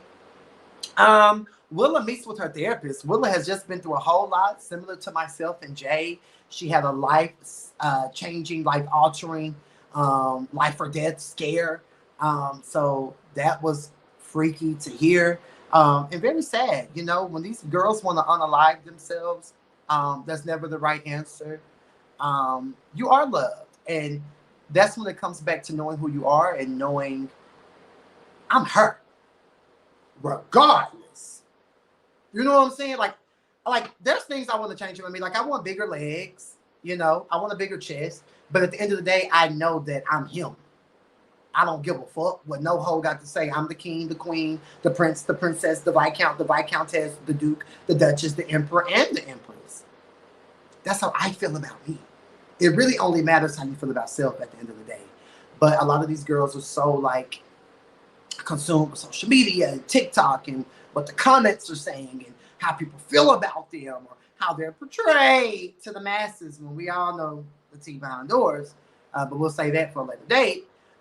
We just have to know who we are. We have to love ourselves. But shout out to Willa for opening up to this must be the resident therapist. Like what was that therapist on Real Housewives when Nene got up and walked out? Dr. Jeff. This doctor, he must be the resident therapist because he's Troy's, he's Neek's, he's Willa's, goddamn, he might be mine. I'm just trying to figure it out, honey. Yeah. Don't do that. Apparently, she had to have surgery because something had happened in her neck or something like that, which was really, really scary. So, again, R.I.P. to D. Rashawn. Dee was the one that, you know, Willa was giving all her tea to and being transparent with, because her good Judy, SJ, Seven Jones, was MIA for 5 months. Okay.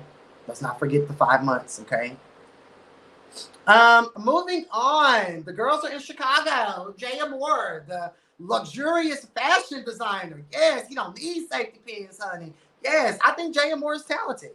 I'm not a hater. You're talented. You can sew. You create beautiful gowns. I'm proud of you. The show was hosted by Chanel. Congratulations. You did your big one. Nobody's angry. Nobody's coming for you. I'm proud of you. You know, so for you to come against me as a former designer after I just gave my opinion on you on the show being boring, I do feel like you're boring. That doesn't mean that I don't like you as a person, you know? So for you to go on that tangent on your Instagram story that one of my Caniacs sent me was crazy. Of course, I never claimed to be a sewer. You know, I am the safety pin queen. You know, I was the first person to put safety pin on clothes. And as you can see now, my style has taken off from the masses, the luxury stores, you know, the Balenciagas and such. They're all using safety pins. So the safety pin read, you know, it's late. Georgina pretty much beat you to the punch. Speaking of big-legged Georgina, have anybody heard from big-legged Georgina? It's so crazy. I sidebar. So Georgina and I sat next to each other on the plane, Juneteenth weekend. I think we were both coming back from Dallas, and no, we were going to Dallas from Atlanta, and we sat next to each other on the plane. It was pleasant. We spoke, went on about our day. You know, I was at the window seat. Big-legged Georgina was in the middle, and then a white man was at the end. But it gagged me. I said, not Georgina on the Spirit flight, honey. Child, the girls be rich, honey, don't they? Anyway, congratulations to Jay Amore. Apparently the girls had to move seats because they thought that they were celebrity guests and they weren't. However, Talkanette was the only name listed. Talkanette was the only name listed as far as a celebrity person. So Cassadine, you know, needed to get up and leave. However, I do feel like Tonka was just probably being a friend and like, okay, well, girl, my name on the list, but yours ain't. Let us both just move on. Okay. Jay has his mom and grandfather there. Love this, love this, love this. Love the family support and all of that. Next up, Tony. She discusses being a house mother with her goddaughters. Now, the one in the middle was a key. Baby, he was on Miss Tony neck. Oh, now we cool. Oh, now I'm your goddaughter. Oh, now you this, now you that. And I liked his sweater vest too. The chocolate one on the right, he seemed a bit standoffish. And then again, Tonkanet's 1 millionth child on the left, Miss Light and Bright, honey, was on the corner. And you know, again, Tony is just opening up, letting us know how trifling or lack thereof the ballroom scene can be. She's done the things of the ballroom scene. She's done the Kiki scene. She's done all types of things. You know, she's nurtured people. She's been an activist. And you know, she's just trying to get back into her groove of being amongst her goddaughters. Okay. Pink Puss. I think that's Tonka's daughter's name. Pink Puss, the light skinned one on the left. So yeah, Ajani is his name. Ajani, the guy in the middle. Baby, he was reading Miss Tony, honey. Girl, don't sit here and play. You know you ain't been fucking with us. Tony said, well, child, I'll put the whole tribe me and then give me mother. So I ain't have it to give to nobody else. Here up. Anyways, moving on. We Were Born. They are in Houston. They're filming their music videos. One thing about We Were Born, they're going to put on a nasty bodysuit. We saw them down to the barbecue in the cheetah. At their video shoot, they're in the black. I think they look great. Jay Twan got that ass. It's sitting up. It's sitting right. So do y'all big one. Apparently, something happened between them and Wayne. There was some ticket differences going on. Not really sure what happened. And also the fact that Wayne made the initial comment that, hey, this is an R&B group, Kendra. Like, why are you fixing your mouth to sit around these girls and, you know, be with these girls and produce their album and let them produce your album, you know? So, you know, J1 definitely seems a bit bothered with that comment. But he doesn't feel like Wayne is managing Kendra properly either. Even in We Were Born's review, J1 said that he's not trying to be Kendra's manager. You know, that's a conflict of interest, if you will. But if he could, J2's talented. He could produce. He's a great writer. Again, I be flexing on my haters. I do my dance. I do my dance. Okay. They talk about Kendra leaving the group, how she won't be around, and Wayne is pretty much, well, child, I'm here. And rightfully so. I feel like Wayne the Pain has been in enough brawls. He's had enough opinions to give him his peach. I feel like Wayne deserves a peach just as much as Kendra deserves a peach. How I feel as if We Were Born were to separate, I feel like they both should get a peach. You know, just because you come into a situation as a duo, don't mean that you got to stay a duo. And I'm here for Wayne moving forward. And, you know, run up the cows. Run up the cows, B. Yeah, run up the cows. Run up the cows. Let's go. Run up the cows. You know, I'm here for that. Like, ain't nobody got to sit around and just be under, you know, Kendra's reign. You know, Wayne can step out and do something different. There's nothing wrong with doing something different. Okay? We have Nick creative directing now. We have Troy, you know, post DM from me going out there and hosting, you know, when he was a stylist. You got me, you know, leaving the fashion alone and moving more into the sex toy arena. You know, you have Tonkinette, you know, she's dropping the barroom girls and, you know, becoming a pop star, honey.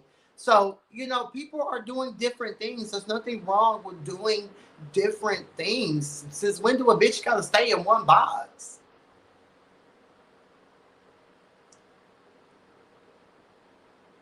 Child. They talk about the fight. Wayne keeps saying that Nick was bringing up Kendra. Now, maybe it was edited out, but in that scene, Nick didn't bring up Kendra not one time, Wayne. All right, now the truth is the truth. Now, I didn't hear. Kaniacs, did y'all hear Nick bring up Kendra in that scene with him and Wayne when they physically had an altercation? I don't recall that. But Wayne just keeps saying that the Kendra energy came over him, and that's what made him throw the first punch. So, you know, it's not right when we put our hands on each other. It's totally not right. Totally not here for it. But that's Wayne's truth. And as a Virgo, one thing I know is when we have our truth and we got our mind made up, and this is how we feel, that's how we feel, and that's what it is, and that's what it was. Okay. Next up, we have the candle event. Yes, keep in mind, this is my very first scene. I wasn't able to make the barbecue. Yeah, I did that scene with Oliver at his house, but whatever. That's normal shit anyway when I would pull up over there. So it really doesn't even matter. But this was my first chasing reality scene moment. I think I did pretty good. I was cringing watching it. But at the end of the day, I have to give myself a pat on the back. I have to give myself a pat on the back now because now we're about to get into some things, okay? Now we're about to get into truth and honesty and accountability and maliciously malignment, okay? That's that word again. Take a shot. All right. So, first of all, Soul Liddy was very nice. The lady who owns the candle making company with the shortcut and the glasses, super nice. It's my first time meeting. I'm sorry, let me go back because I'm so ready to get into it. Let me just, New York, just calm down. We're going to get there. Pay close attention now because 1 minute, 1 hour, 41-minute mark, we're getting into some things, okay? I may have a whore past. I may used to be a pimp. But I ain't never been a liar. Okay? Let's just be real and let's be honest here. All right. Legendary Mother Lush Plush is there with Tonka. And one thing about it, Miss Tony love that P-Valley hat, don't she? Baby, take that P-Valley hat off. Because we see it in this scene, then we see it in the scene when she getting her surgery. Girl, take that P-Valley hat off, honey. We know you're an actress, honey. But anyway, they key for a bit. Big Daddy Kane arrives. Classy. I stole that look from Arrogant Tate. If y'all know me, you know I love me some Arrogant Tate. Nikki's hairstylist. I like his style. All that good stuff. I stole that look from him. And it wasn't vintage. Gucci is that what Troyisha said? With her form-fitted shirt she had on. It wasn't vintage Gucci. My scarf was a black-owned brand called Fake, like some of these girls are. My shirt and my pants were from Zara. My shoes were from Steve Madden. And my bag was iconic real Dior from Saks and Phipps Plaza. So the vintage Gucci late read didn't really stick. Again, once I told y'all face to face that y'all were dressed alike, that would have been the time for Troy to say, oh, and you have on vintage Gucci. You know, that would have gagged us a little more, not waiting until the confessional.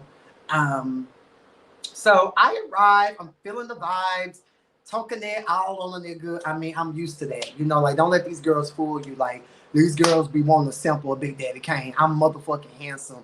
Don't play with me. Don't play with me. I'm him. I've been him for a very long time. And that's just what it's given. So, you know, shout out to Tonka for keeping it a buck. Tonkanet did make a statement that wasn't our first time meeting. That's my business. And that's that. So I'm feeling the vibes. I'm talking to the girls. You know, Miss Tony's there. P-Valley.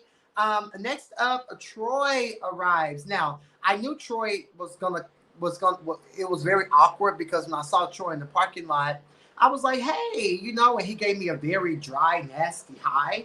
So I really didn't know what that was about, right? I really didn't know that Troyisha had an issue. Keep in mind, this is May 8th when we filmed this scene. I didn't know that he had a problem from February, okay? I didn't know that he felt the way about me questioning him about, you know, the Nick drama. I had no idea that he feels as though I'm the reason him and Nick fell out when they had been not talking months prior, okay? So if Willa and Seven weren't talking for 5 months, how many months did we feel like Nick and Troy weren't talking? So yeah, he says his heart dropped. Oh my God, I see King Kane, Princess. What's going on, girl? Bye. We all sit and we chat. We talk about the group chat about Seven, you know, wanting Wayne to drop the location. We learned that me, Tony, and Tonka, we learned that Dominique was actually involved in a physical altercation with Wayne. You know, Tony asked who won, questions that need answers. A lot of that conversation was edited out because I do remember Tonka saying something about, you know, some about the girls I like. And I asked Tonka, well, girl, who do you like? And he was like, y'all ain't finna get me caught up in nothing. Y'all ain't finna get me caught up in no mess. And I'm like, well, you said the girls you like. I'm just asking the question, mama. So I do feel like a lot of that was cut out. I did say the storyline between Kendra and Nick and Wayne, it has run stale. It's time for some new tea. It's time for us to you know, move forward, you know, and bring new tea, bring new energy. We have new girls, Tony, Tonka, Queen Kane. It's time to talk about something else. So moving on. Neek arrives. Again, he makes a statement. Oh, King Kane is here. Woo, woo, woo. Like y'all didn't know that I was cast. Like y'all didn't know that I was going to be here. Like y'all didn't know that I was going to be around. You know, again, I do feel like these old girls are a bit shook that a bitch like me with oomphness, you know, I just have a certain oomph, right? That can't be taught. It can't be bought. It can't be manufactured. I just have a certain, you know, that's for TV. So I feel like the girls are a little like, oh my God, is this bitch here to take my crown or my peach? Because for Nick and Troy to both say they were gagging and shook. And And first of all, I don't even know why they were there. Like this was for, you know, the new girls that were joining. So obviously it was there because Troy had the battery in his back from Oliver to address me about some fuck shit, right? So we're just having a good time, and I'm bigging him up. I'm like, yes, freaking Frack is back, you know, knowing all the tea that I know in the back of my big head. I never brought it up on camera. I wasn't going to bring it up on camera. It wasn't my story to tell. Okay. And honestly, after how this season has panned out, I got bigger fish to fry than Dominique and Troy. You know what I'm saying? Like, this is stupid, right? So Troy wants to address me. Well, Kane, after Oliver put the battery in his bag, we all saw Oliver whisper in his ear, hey, would you address Kane? Remember you told me at the Botox place that and Oliver even told me, like, off camera, you know, yeah, you know, Troy had brought you up in a scene that he and Willa filmed, and, you know, I was going to make sure that he addressed you about it, you know, because these girls do, you know, sit around and say stuff and never bring it up. So I feel like that was pretty loserish for Troy to wait on Oliver to give him the go to address me. I feel like you could have addressed me before DD got there when we were all sitting in that circle talking about the brawl or whatever. But I felt like Troy waited until I said freaking Frack is back, and then Oliver put the bug in his ear to address me. We all seen it. This ain't nothing I'm making up. This ain't nothing that's a fairy tale, right? The girls say I'm very dramatic and, you know, I turn into New York and I do this and I do that. Yeah, I do. That's who I am. Yeah, you know, but one thing about it, if I have to address you, I'm going to address you head on. A bitch ain't got to tell me. A bitch ain't got to put a battery in my bag, you know? And Troy's pretty much saying in his confessionals, oh, you know, I had to make sure it was okay. Was it okay for you and Wayne to get the fight? At who event was that? When they fought around the table when Kendra had the Little Mermaid hair. What did you get permission then to get up and swing? You know, so let's stop. You needed that battery put into your bike to approach me, which is so crazy because I've never gave Troy anything but love and flowers. I voted for him and Nick. It was actually Scotty's birthday. I went to Scotty's birthday dinner. Tramel was there. Dario was there. A couple other girls were there. And we were talking about the Boss Babe Awards. And I was like, I don't really know too much about it. And Scotty and Tramel and a lot of the girls at the table, they was like, well, yeah, you can vote from your laptop, your POS system, your phone, your this, your that. So I was like, okay, cool. So I literally gave my phone to, I think it was Tramel or Scotty. And I was like, well, yeah, go to the website. Jamar was there, you know, in her drag geesh.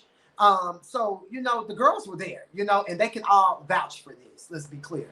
So I gave my phone either to Tramel or Scotty. I can't remember. And I'm like, okay, let's vote. So it was a million different categories. It was kind of annoying to go through all the categories, but I voted for Nick. I voted for Troy. Like, I want to see these girls win. I want to see these girls thrive, which is why I didn't bring, you know, the fact that Nick read him for Phil up to me, or that Troy felt like Nick was being messy towards Kendra. I never brought that up. It's not my story to tell. Y'all tell y'all own fake friendship story. It's not for me. And the fact that they brought it up on camera and wanted to discuss it on camera clearly showed me that, you know, there was a lack in story. There was a lack in momentum because, again, these girls have been filming since January. Little old me, January, February, March, April, 5 months later, coming to the scene. Now we got something to talk about. I'm just saying, let's just be honest. Let's just be real. And let's just talk about what it really is. Okay? These girls have been filming since January. I popped in May. Now we got something to talk about. Because, I mean, the thing with Kendra and Wayne and Nick had hit the fan. You know? They had to fight. There was nothing else to follow. Right or wrong. I mean, y'all watch the show. Y'all watch it. Give me y'all opinion. Let me know. Am I tripping? You know, some may say it was messy, tied and through to go tell a friend what a friend had said, but Troy already said that he and I weren't friends. So I could care less about going back to the tea that you told me. And if we weren't friends or friendly, why was you so comfortable to open up? Because you You spoke a whole lot down to Oliver's birthday party. I'm just saying. Anywho, I'm new to it. I'm not true to it. I had to let the girls know that I am new to Atlanta, but I've been in Atlanta 3 years, but I'm new filming around these girls. That's the true tea. But I ain't never lost my reality TV bone. Let's be clear. And let's be clear. I've turned down multiple shows here in Atlanta. I could have did almost every show out in Atlanta. Okay? But I'm a chasing girl. So I waited until the time was right to join Chasing Atlanta. Anywho, Troy came, you went back about a conversation that you and I had, and you went back and told Neek, you know, just over there, handsome, thin, pretty. I'm like gagging, like, not Troy coming for me. Baby, this ain't Cameron. If you and Nick think this is gonna be an easy battle, an easy conversation, an easy, baby, this ain't Cameron. Y'all can't Cameron me how y'all tried to do Cam last season. Shout out to Cameron Sweat, honey. This ain't that. And, you know, I had to set the show them what it was. And so I had to let Troy know, yes, I went back and told Neek. I thought that Neek and I were building a friendship. And Troy's like, well, how many times have you talked to him since then? How many times has Neek reached out to me since then? Okay, phones work both ways. Be clear. But the fact that Troy Isha would sit there and try to come for my character, he's like, okay, you're messy. Baby, we all messy. I done said about 7 times that somebody done went back and told somebody something, and I'm only on episode 3. So what are we talking about being messy? Everybody messy. Everybody go back and tell their Judies or who they assume to be their Judies tea and information. Like, what are we even talking about? Everybody's messy. Everybody's messy boobs. Stop the cap. Some of these girls, the difference is I say my shit out loud. A lot of these girls feel the same way I feel. They understand where I'm coming from. Will they say it? No. Right? But I'm just the person to say it. And that's just what it is. And, you know, it comes with the territory, you know. It's the same formula in Dallas, you know. I thought that Dior and I were cool. He shaded me to Ariel in the scene. I thought that me and Georgina were at least friendly through Aubrey, you know. You're coming for me down to the tattoo party. You know, I thought that me and Tony Price were cool. You know, and you turn my friend orange to be shady with the makeup. So a lot of the times I really go into these scenes and into these moments thinking I'm cool with people. I have a rapport. It's like I was completely blindsided by this. But you know they're saying stay ready so you ain't never got to get ready. So we're just going back and forth. I had to take my gum out because I couldn't get to the bottom of the things with gum in my mouth.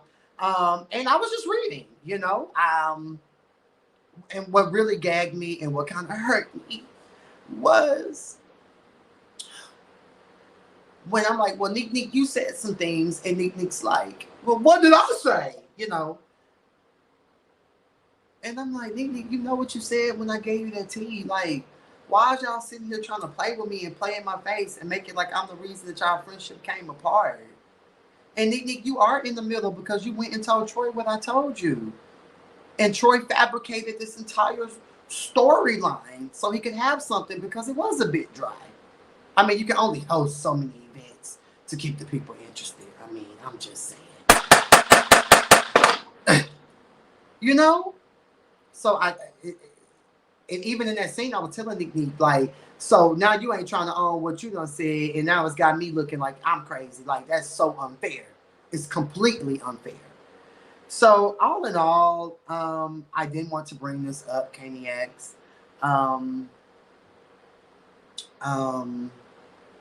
You know, I did do my dramatic exit. According to Troy, that's what I'm known for. But we're not friends. You don't know me. You're not a fan of mine, allegedly, right? So how do you know I'm known for dramatic exits? I left. At that point, I felt maliciously maligned. There's that word again, take a shot. I felt betrayed by Dominique. And because me and Dominique ain't never really just had no major problem. Like, yeah, I felt like you weren't supportive when I was doing my fashion show, but you was, little did I know, you and Anthony were breaking up. You were homeless. You were going through your own thing. So, of course, you couldn't be there for me. I didn't know that, Nick. You did not open up to me about that until 2022 when we were trying to rebuild. Nick, you remember that conversation we had once I got back to Atlanta from my accident and I was super fat and I had the braids and we were sitting at the bar having a conversation about moving forward after Ty Valentino had performed when Real Life and Reality were filming. Do you not remember that? And me, you, a couple of the boys from the Come Up, Miami, Tramiel, I think. A lot of us had took that group picture and you and I were rebuilding. Do you not remember that, Nick? We don't remember things. How soon do we forget, you know? So I was really disappointed. But, you know, I have no smoke with Dominique or Troy. I felt like they played in my face a little bit and brought a story that had nothing to do with me to camera. So, you know, a lot of people are like gagging in the comments, but if somebody brings you something that you wasn't going to bring up, you have no choice but to speak on it right there in that moment. And, you know, Nick, you did say that you were pushing Troy to do photo shoots and you were the upper echelon one in the friendship. And, you know, if you call Troy right now, you know, Troy going to be fake and act like y'all friends and this, that, and the third, you know. And there was a lot of other things said, you know, but I don't even have to go into that. I'm not even going to bring that up. You know what I'm saying? And yes, Nick, you know, if you want to expose the hoes, I told you that I fucked. You can do that too because we know that you've been single and you've been doing you too, you know. So if you want to go toe to toe and call out names on who we done fucked, I mean, we can do that too, you know. So, you know, because somebody sent me a comment, you're saying nobody can expose my tea. Stay tuned. I'm going to be spilling tea. I mean, what? Nobody cares. You know, I was single and ready to mingle, you know, as you are now, doing you and living your best life, right? Because we talked about that too, right? So, yeah, that's pretty much all I have to say about the Nick and Troy saga. I'm hurt to my core, and I'm bothered, you know. And a lot of people can think it's a key. A lot of people can think that it's a joke. You know, my feelings are a joke, but I really wholeheartedly, I'm saddened that Dominique and Troy mainly would play with me like that. Like, y'all know me. Y'all know I'm quick. Y'all know I'm witty. Y'all know I'm not that kind of girl. You know, I'm not Cameron. You know what I'm saying? Y'all tried to exile Cameron and bully Cameron last year. It ain't none of that with me. No tea, no shade. Okay? Now, I'm going to read some comments for episode 3 before we get into episode 4. And I'm also going to pour another shot because I'm hurt. And I'm offended to my core. I truly, truly, truly am. For real. No, we're not doing that. I hope we don't do that. Yep, they all messy as well. Exactly, Blue Prada Shoes. Tamir, what up, Tamir? Yes, King Kane. What episode we at now? We just finished 3. We just finished episode 3. Wake it up. Troy is your number 1 hater. Yeah, he's weird. Troy just showed me something weird. Like, I did Kanye conversations with Troy. We all know Troy's been boring for the past 5 years. I used to always big him up in my reviews. I mean, the proof is in the pudding. You know, we all know that he's just been skating by. He tried to get the storyline going with Gardini. Gardini paid him dust on his first season. Yeah, he and Wayne had the fight or whatever, but that was because Troy put himself in somebody else's business, right? Trying to protect Oliver or defend Oliver, and now you and Wayne fighting. So Troy has never really had a story or his own moment. And, you know, I thought that he thought that this was going to be his time. And you could clearly see it. I know you, and I know you be coming from a genuine place. Exactly, Tamir. I don't like how they be trying to make a moment with Kane. Exactly. Exactly, Tamir. Shout out to Scotty by Nature. Pira. I even watched last season because the current lineup is boring. I've been watching since day 1. You're literally the only character I can stand. Thank you, Jesse. I won't say I'm the only character that you can stand. I mean, that's your opinion, but I do feel like, I mean, let's just think about episode 3 and 4. Would it have been entertaining without me? I mean, let's be real. Let's be real. Oh, okay. Hey, King K. How have you been? It's good seeing you back. Yes, boo. They tried you. Get a piece of your mind, honey. Did. No, Wayne doesn't want to take any accountability for his actions. Jay Moore is very boring, but I like him. Jay is boring. I get he's chasing ATL, but not made for TV. Not you brought it up. What exactly did Dominique say about Troy? I just said that, Corday. You got to bring up behind the scenes if you don't have any scenes. Oh, I know that's right now.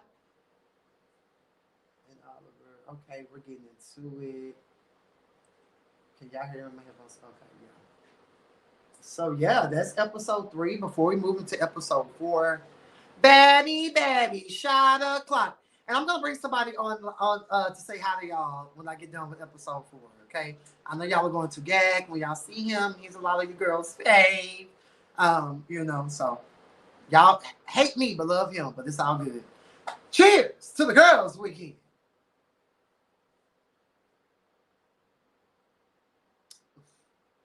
I got this when I went to Hawaii with my bestie. Thank you, Lord.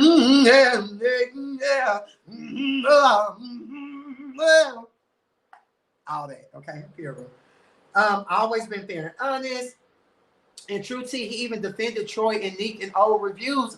I love these girls. I had no smoke. I didn't bring this up to anybody on camera. I wasn't. It wasn't my story to tell how these girls have a fake friendship. I did not want to do that. I was backed into a corner, literally, where I had to. Like, tears are coming into my eyes right now. I'm saddened. I'm hurt. I'm disappointed, if you will. I'm confused. I'm bewildered, if you will. You know? So, you know, it is what it is. Like, it really is. And it's just hurtful, for real, because my entire time on Chasing Reality, it's always been me thinking I'm cool with these girls, whether it's in Dallas or Atlanta, and we get in the scene and the girls hate me. It's always been that way. Go back and watch. Do your research. Keep your eyes open, okay? All right. Don't let them hurt your friendship. You know what that red light on people switch up. Kane is hilarious. I forgot Wayne the Pain was a Virgo. Yes, honey, he's a true Virgo. He's like early September. Kane never been a hater. That's why I went back to watch those old episodes. Always been.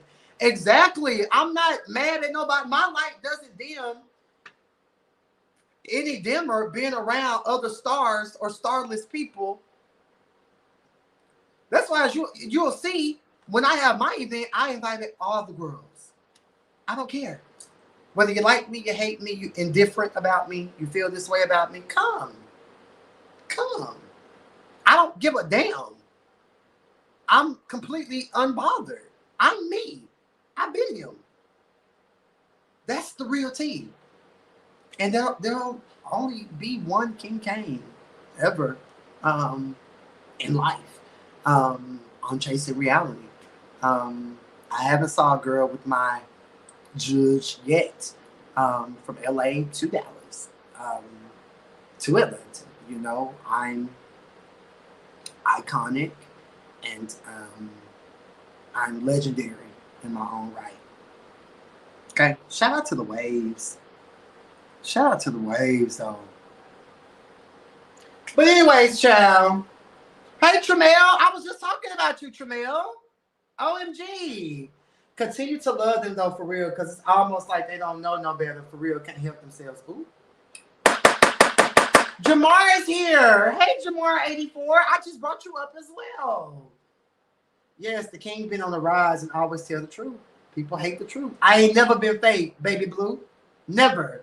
Kane, don't be sad. If the cameras weren't there, things would be different. We're dealing with egos and pride here, not genuine spirits. You're right.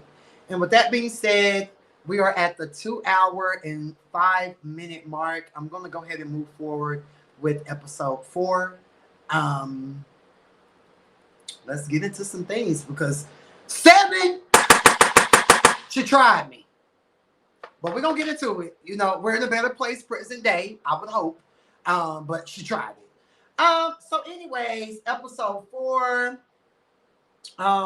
it's revealed that Oliver he put the battery in Troy's back to address me, and bring up the tea.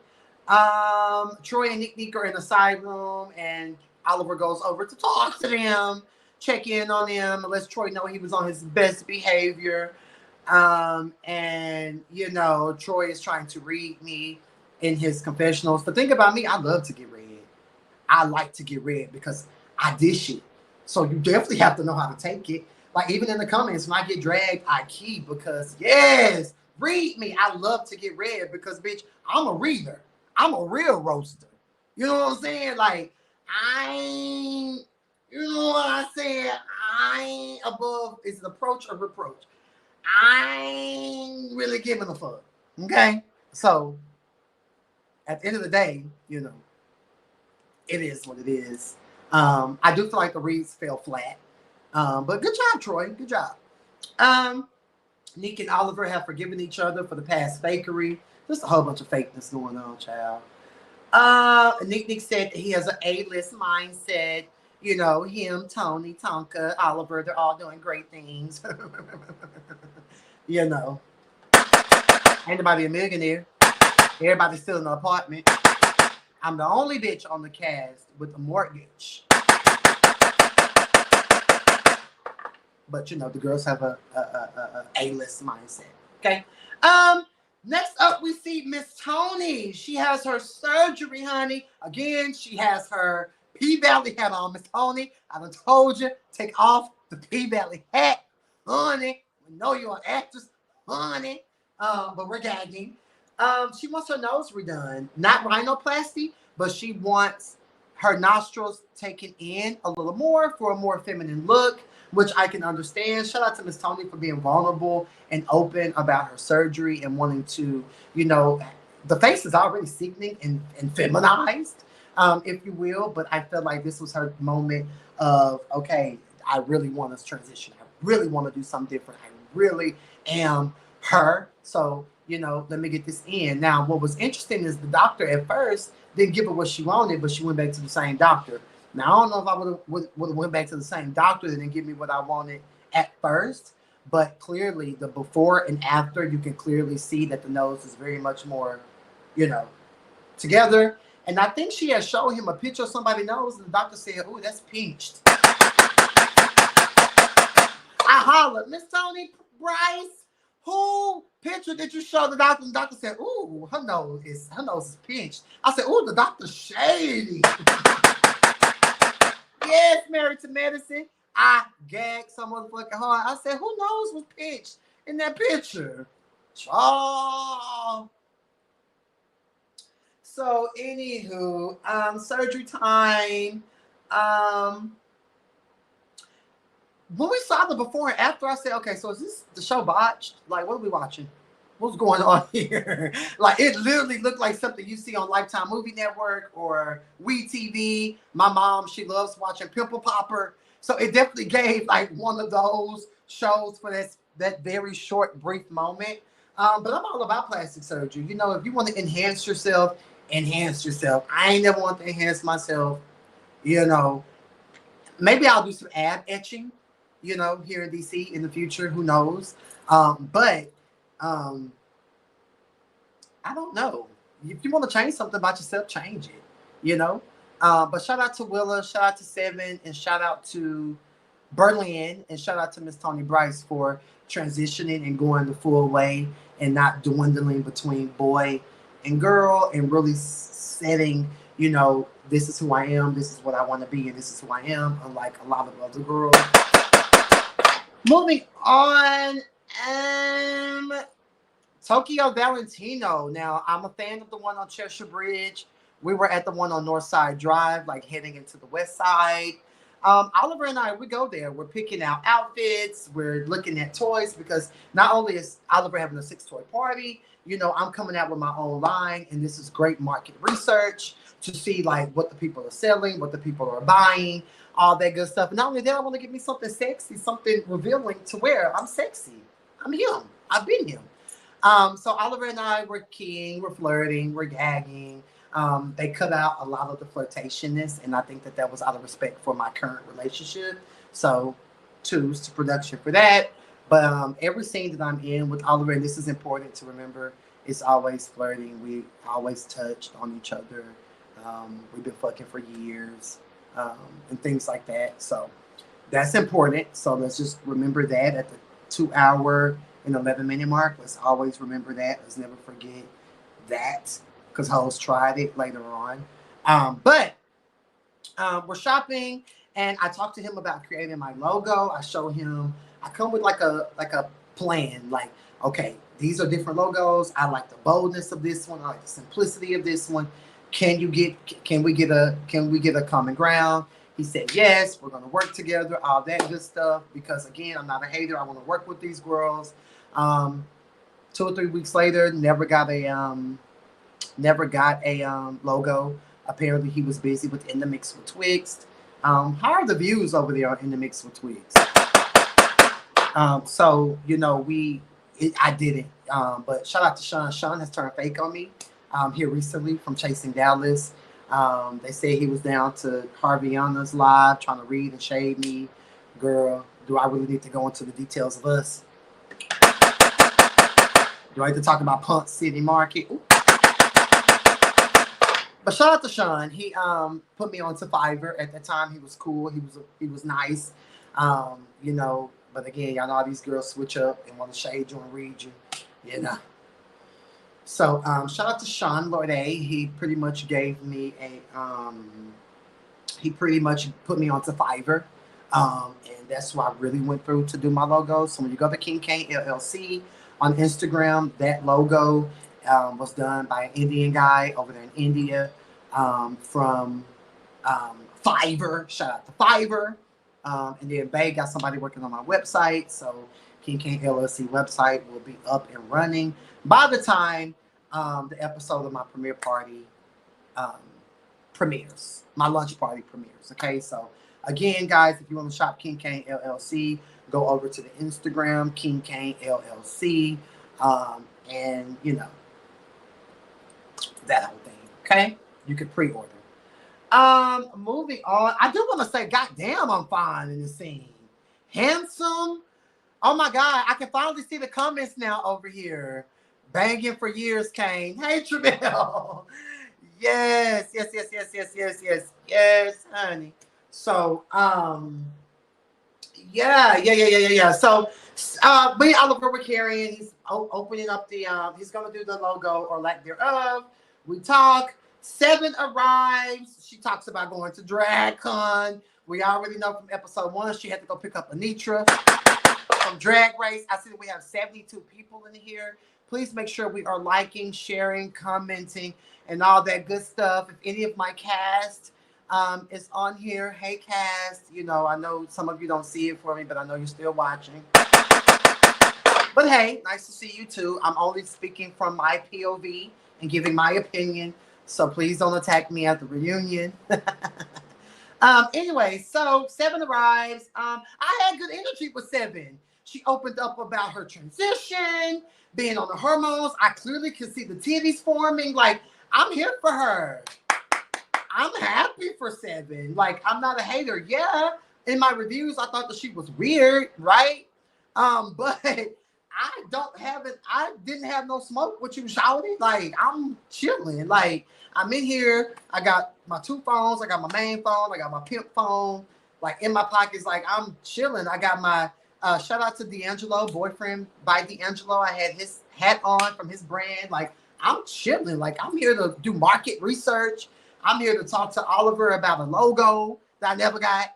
You know, I'm here to, you know what I'm saying? Like, I'm vibing. Like, I ain't got no pressure. So we get to talking. She called me Candy Cane. Now, I love that nickname. Okay. 7, that's a really cute nickname. Candy Cane, honey. She asked me, so she did ask me, what do you do successfully and make it quick? And I told her about me being a district manager for a retail company. That's what I do in the day. However, I'm working on King Kane LLC. All that was edited out to get to the T that y'all really want to see, right? Right. So she did ask, well, who do you know in the group? And I just told her who I know. Even though Cassadine and Jay are trying to act like they don't know me, I know y'all very well. We ain't got to go into details, but we know each other. Let's just be honest with one another, right? So I thought that that was weird and funny too. How they trying to act like they don't know the princess.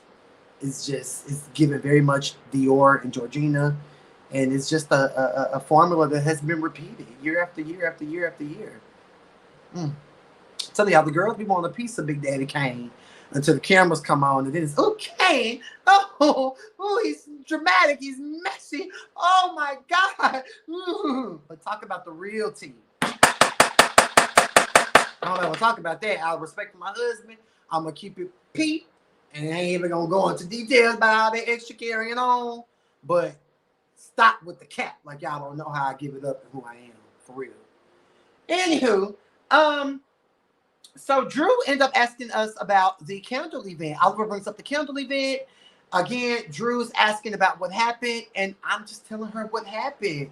I don't know why Drew decided to buck up at me and scream pineapples and go crazy, you know, for her niece and her nephew and Javiticus, and you know, like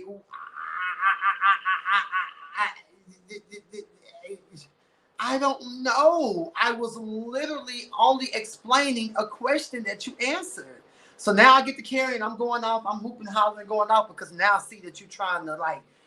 Clearly, she talked to her friends, Nick, and Troy. I mean, duh. I'm sure they have a group chat. I'm sure they send screenshots to each other on the daily. I'm sure that they talk. So I know that Nick and Troy has talked to this girl and has filled her in on everything that's going on between us, the Butch Queens, right? And I just wasn't here for that. And then you're storming off like I'm trying to have a conversation with you, Drew. I did call her Petrie because I do feel like she flew in trying to have an opinion, you know. But that's no worse than when Cass and I called her Shamar last season. You know what I'm saying? So y'all trying to. I wasn't attacking Drew's looks. I'm just saying, bitch, you flew in looking birdish, right? And you're coming in something that has nothing to do with you, right? But did Cass and I get all this backlash when he said she was built like Shamar last season? I'm just saying. I'm just asking questions. But then when I ask questions, you know, shit go up in flames, honey. I don't know. But her storming off and getting in the car, I had no idea that. Well, after the scene, Oliver told me that she had called Troy and Dominique.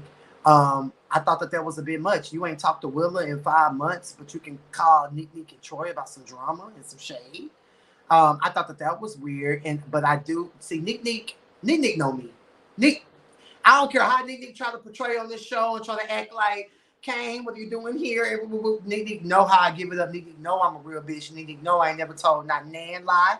You know what I'm saying? And Nick know I've helped her with her confessionals, getting comfortable, you know, in front of the camera. Like he helped me out, I helped him out. That's what friends do, right? So he knows how I am, and that's why Nick said in that damn. If you pay attention to that scene in the car when she was on the phone with him, Nick said, "Let the boys handle the boys, and let the girl." And that's so ironic that I said that in my confessional. Let the Butch Queens handle Butch Queen shit. And the trans girls, y'all handle trans girl shit. Because as soon as you get to roasting, as soon as you get to saying something, now you're transphobic. Now it's this. Now it's that. And I came outside on good intentions because I wanted to start over with Seven. Like, girl, I'm just telling you how I feel about your good Judies. Like, I'm not coming at you. Like, get to know me for me and you, not me and you and what me and Nick and Troy Isha have going on. I mean, because that's really petty and stupid and childish, you know, if you will. So, you know, it was weird. Y'all make sure y'all liking this video, sharing this video, leaving a comment. Please make sure that you guys are supporting the Cash App. The girls are girling. Shout out to Reese G for casting me on Chasing Dallas season 1. He saw a star and he wasn't afraid to put a star on. Support the channel. $, the King Kane Way TV. And we're doing all that. Terrence is here. What's good, Terrence? Pira. Shout out to Terrence from giving you the real tea. Honey. But yeah, that's that. Again, this was an ambush. This was out of the blue. You know, I go into these things leading with love. I'm not here to beef and carry with these girls. I'm here to do me and be me. Like, Uh-huh. So when we're outside, and I let seven, first of all, I'm fine as fuck. The beard is bearding, the cap is capping. You can see the fresh fade from underneath the cap. Like, I'm him. Stop playing. And I just let Drew know, like, I don't go back and forth with trans women, you know? I don't beef with trans women. Or I got four mothers. I'm sorry, I got four sisters and a mother. You know, my granny raised me. I think women are some of the most beautiful creatures in the world. You know, I don't beef with women. I don't go back and forth with women. You give me a butch queen, I can go back and forth with a butch queen, pussy ass punk, all day and night. But when it comes to women or trans women or women that was trying to Tramiel, that's OT. When it comes to shit like that, it's just kind of like I just don't have it for me. Corday, I'm gonna bring you on in just a second. Let me get through seven. Actually, I'm gonna bring you up towards the sex toy party, and then I'll let you do your recap. So anyways, Tramiel music video. Tramiel looks good. The body is fine. The lips are lush and plush. The dreads are doing the dread thing. All that good stuff. And Nick is again creative directing. So shout out to Nick for moving forward and doing different things. So why we mad at Wayne for trying to be a rapper and step outside? Y'all pick and choose as viewers who y'all want to support, who y'all don't want to support, and that's fucked up because a lot of these girls do different things and step outside the box. But it's like, oh, when Wayne does it because he was a manager, is shade being thrown. And I just don't think that that's fair. Who knows? Wayne probably has a dream of being a rap star, right? So we're gonna shit on him just because he was a manager. Look at Diddy. Diddy used to manage people, and now he owing money. Gag, let's talk about the So Tramiel and Nick, they have a quick kiki.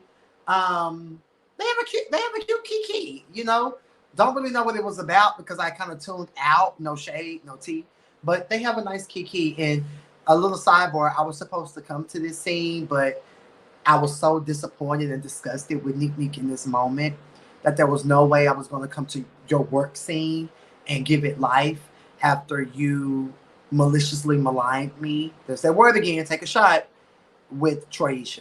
There was no way I was going to go to his work scene and give it life and make it pop off and have a moment and have a scene, you know, for him, for his gratitude, because no, you just literally tried it with me a week or 2 weeks ago and I'm literally still hurt, you know.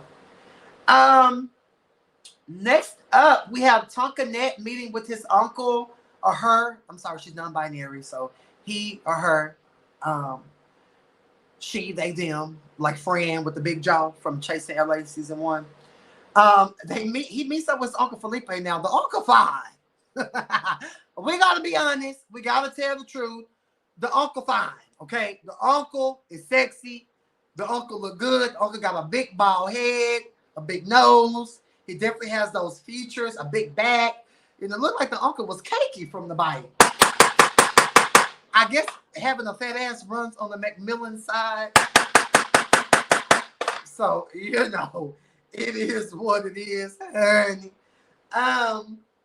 So he opens up, Tonka opens up about his past traumas, you know, the grandma and the auntie being weird and mean and nasty, you know, making him wash his neck because he's allegedly two-toned, and oh, you're chocolate. And he opens up about contemplating suicide. Suicide is really never the answer. We all go through shit. We all have shit going on. But it's never that deep, in my opinion, to want to commit suicide. So this was a very hard scene, and shame on the grandma for making him scrub her neck. Now, I do want to say something. Tonka and I are dating. Tonka and I are an item. We are one. And we watched this episode together, and he broke down, you know. He was literally crying out of his eyes. And, you know, I'm carrying, you know, because that's just my energy. I'm like, oh, the uncle fine, big booty uncle. You know, that's my uncle too now, but Uncle Thick, that's my opinion. It was just, you know, very sad to see him and what he was going through. But at the end of the day, we all know that when people are a little bigger or dark-skinned people, they do be two-toned. You know, I've always loved dark skin. I think dark skin is a beautiful thing. My thing is you have a fat ass and be chocolate. That's literally the only things I ever really cared about when I was a player pimp whoremonger. But getting to know Tonkanet, and you guys you'll see the relationship unfold as the show moves forward. I think that, you know, Tonka is a good person, but he does have some past traumas that he's dealing with, as we all do, you know. And I hate that, you know, sometimes in life, family can hurt you worse than a bitch off the streets, you know. And you know, that's what it is. Zora Rose says it was beautiful to see generational cycles and trauma discussed openly between Black family members, because oftentimes those conversations and acknowledgement doesn't even happen. Yeah, and so that's Tonka's uncle um, on his dad's side, the Macmillans. Okay, who he was talking about that made him scrub his neck and just was weird on some weird shit. That's his mom's mom. Okay, so I don't want y'all to get it misconstrued. You know, that was his mom's mom that made him do that, but he was close to his dad's brother. Okay, because I don't think the daddy was there either. How most Black daddies are, you know, trifling, tied, and through. You know, but yeah, it was a very powerful moment. And I just thought it was shady. How you gonna make him scrub his neck? Really, Granny? See, my grandma was a Black queen, honey. She didn't play none of that. My grandma knew I was a punk from birth, and my granny took me in. She loved me. She nurtured me. So I really can't relate to how a grandmother. I can see a mama being ignorant, tired and through, you know, but a grandmama, like, girl, you supposed to protect us from your child, which is our mother. You get what I'm saying? So, shout out to Tonkanet for talking about that, and you know, she opened up about being she, her, him, they, them, like Big Jaw Friend from Chasing LA season 1. There was a lot to talk about. The uncle just gave me his life. Like, I know the uncle pretty much, and I'm going to paraphrase because I want to get through this scene because it's very emotional. But I do want to say the uncle pretty much let Tonka know, I knew you was a punk. You know, I will see you from time to time, you know, developing into your punkness, you know. And I'm proud of you. I love you. And honestly, all of Tonka's family is really proud of him. Again, she's a legendary girl in the ballroom scene. So, you know, that's her tea. But yeah, shout out to Uncle Felipe, the fine ass uncle. I can say what I want to say. This is my channel. Period. Moving on. We are at Oliver's sex toy party. Corday, are you still here? Nope. Corday left. Corday, if you come back, I can bring you on now. I'm ready to bring you on. Oliver's sex toy party with my brother, Christian Benoit. He is hosting it. Christian is there. Christian does sell bedroom candy. Christian is like a big brother to me, and you guys will see me and Christian's friendship relationship as the season goes on. We film together and all that good stuff. I absolutely love Christian. He's just such a breath of fresh air. He's such a real bitch. He's so like the Christian you see on Wednesday, you're going to see on Sunday, and you're going to see on Friday. Like, he don't switch up. He's not a lame ass weirdo like a lot of the girls can be in the LGBTQ plus community. So I really, really love Christian Benoit. So shout out to Christian Benoit. Jay arrives, Jay Twan arrives, Willa arrives, Wayne is there. I come in my kitty cat realness. I absolutely loved my outfit. I thought that it was sexy. The memo I got was to come dress sexy. You know, a lot of the girls came, you know, dressed like they were in the Creep music video from TLC. Willa came in her corporate realness. Jay Twan came in his Here Comes the Men in Black. You know, he came in that. So, you know, I feel like me and Oliver were probably the most revealing. You know, she had tiger stripes down her pants and her top. So that was a key. But I came, I brought a bottle. Like, I'm here to have a good time. Like, let's take shots. Again, leading with love, not leading with mal intent. Just here to have a good time. So when Cassadine and Rico start doing the demonstrations, I'm pretty much stressed out. You know, it doesn't take much to get me turned, to get me lit, to get me where the pussy at. You feel me? So I was stressed out. I needed to sit my ass down. I was getting on hard. It was hot as hell. I was taking shots. It was a lot going on for me in that moment. Okay. So y'all see me on the couch and I'm like this, and I got the fan, and you know, I had the piss, and I keep going to it's just a lot going on for me in this moment. And I was literally gagging. Wayne and I have a moment, and Wayne pretty much said that, you know, he thought that I was like this bougie ass bitch, and I talked about him and Kendra in my reviews, and this, and the third. Now, this was a really short, quick moment. You know, we talked about it and we moved forward, and I just let Wayne know I was only giving my opinion on the show. If y'all was drunk and turned and carrying and doing the most, that's all I said. You know, I'm sorry that the way that it came off, but you know, that's just how I felt. And I thought that it was ironic that Jay in his confessional, he was very turned up, amped up. Again, Jay is mad about my Meet the Cast, and I called her boring. So she did her confessionals after that. So of course she's gonna read and carry. I think it's funny that with her and Cassadine, you know, y'all didn't give me that energy in the scene. Y'all was keying and carrying and playful and having a good time. And you know, it wasn't, okay, you was talking shit about him, and now you're trying to be his friend. Like, you would think that me and Wayne had a full out brawl like him and Nick had. You know, but it was real short and sweet and to the point, and we moved right past it. Just how Nick and Troy, after a 6-7 month hiatus of not talking, moved past it. Just how Willa and Seven, after a 5-month hiatus of not talking, moved right past it. So what's wrong with me and Wayne moving right past it? Okay, keep your eyes open and pay attention. Okay, Caniacs? All right. So that was pretty much it, you know, and I heard that Kendra felt the same way. So you girls will be able to see that conversation that Kendra and I have, hopefully, later on down the season. Moving on, even Cassadine in his confessional pretty much saying, oh, Kane, I thought you said you forgave it. Okay, but I'm letting y'all know what it is. Like, I was asked to see, here's the thing with these Atlanta girls. They ask you a question, and when you give your rebuttal, then everybody in their feelings. Everybody got a problem. Everybody got something to say. Everybody got this, that, and the third. Like, it's always like a rebuttal when it comes to me. Like, but stop asking me questions if y'all don't want to hear what I got to say, period. So I was telling the group about, you know, me being maliciously maligned. That's that word again. Shot o'clock.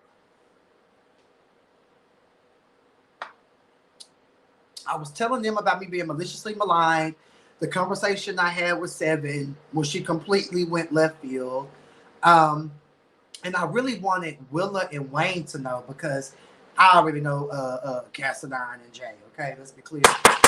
So I really wanted Jay Twan, Wayne, and Willa. That's who I was pretty much saying, get to know me for yourself. Like, don't believe the hype, don't believe the cap, don't believe the stupidity. Get to know me for yourself, because I'm a real genuine guy. I carry, I'm messy just like the next bitch. We done saw all these bitches go back and tell their friends some tea. And we on episode 4. Let's be clear. So don't make it like, okay, it's so dramatic and woo, woo, woo, woo, woo. Now, I did like what Jay Twan said. Like, yes, I am dramatic, but I ain't tell not one lie. And I did in his confessional, he's mad about some shit that happens later on down the season. That we'll definitely get into when that happens, when you guys see that. But he's bringing that energy to his scene. Well, this is bullshitting. Girl, you don't feel that way because you gagged these girls with me behind the scenes. So, you know, that's that. I don't feel like I was dragging Dominique and Troy or Seven. I was just giving everybody my opinion. And, you know, the girls, you know, the girls that get it, get it. The girls that don't, they don't. Again, I'm a lot to handle. I'm me. You know, I'm sorry if some of these girls feel like I'm taking their peaches out of their hands, which I did. You know, it's also interesting to see everybody in the opening credits, because I don't feel like everybody worked as hard as I did to make this a good season. And that's just my opinion. If you really want to know the real tea, who I feel should be in the credits, it should be myself, Tonkanette, Oliver, Dominique, Cassidy, because he's in every damn scene. And Seven. Those were the people I feel like should have been listed, or on the opening. Just because sometimes I fall asleep in these scenes, and that's just my opinion. Again, one man show, one man army, King Kane. My opinion. It doesn't mean that my opinion is more than or less than. I'm just saying my opinion. Okay. Moving on.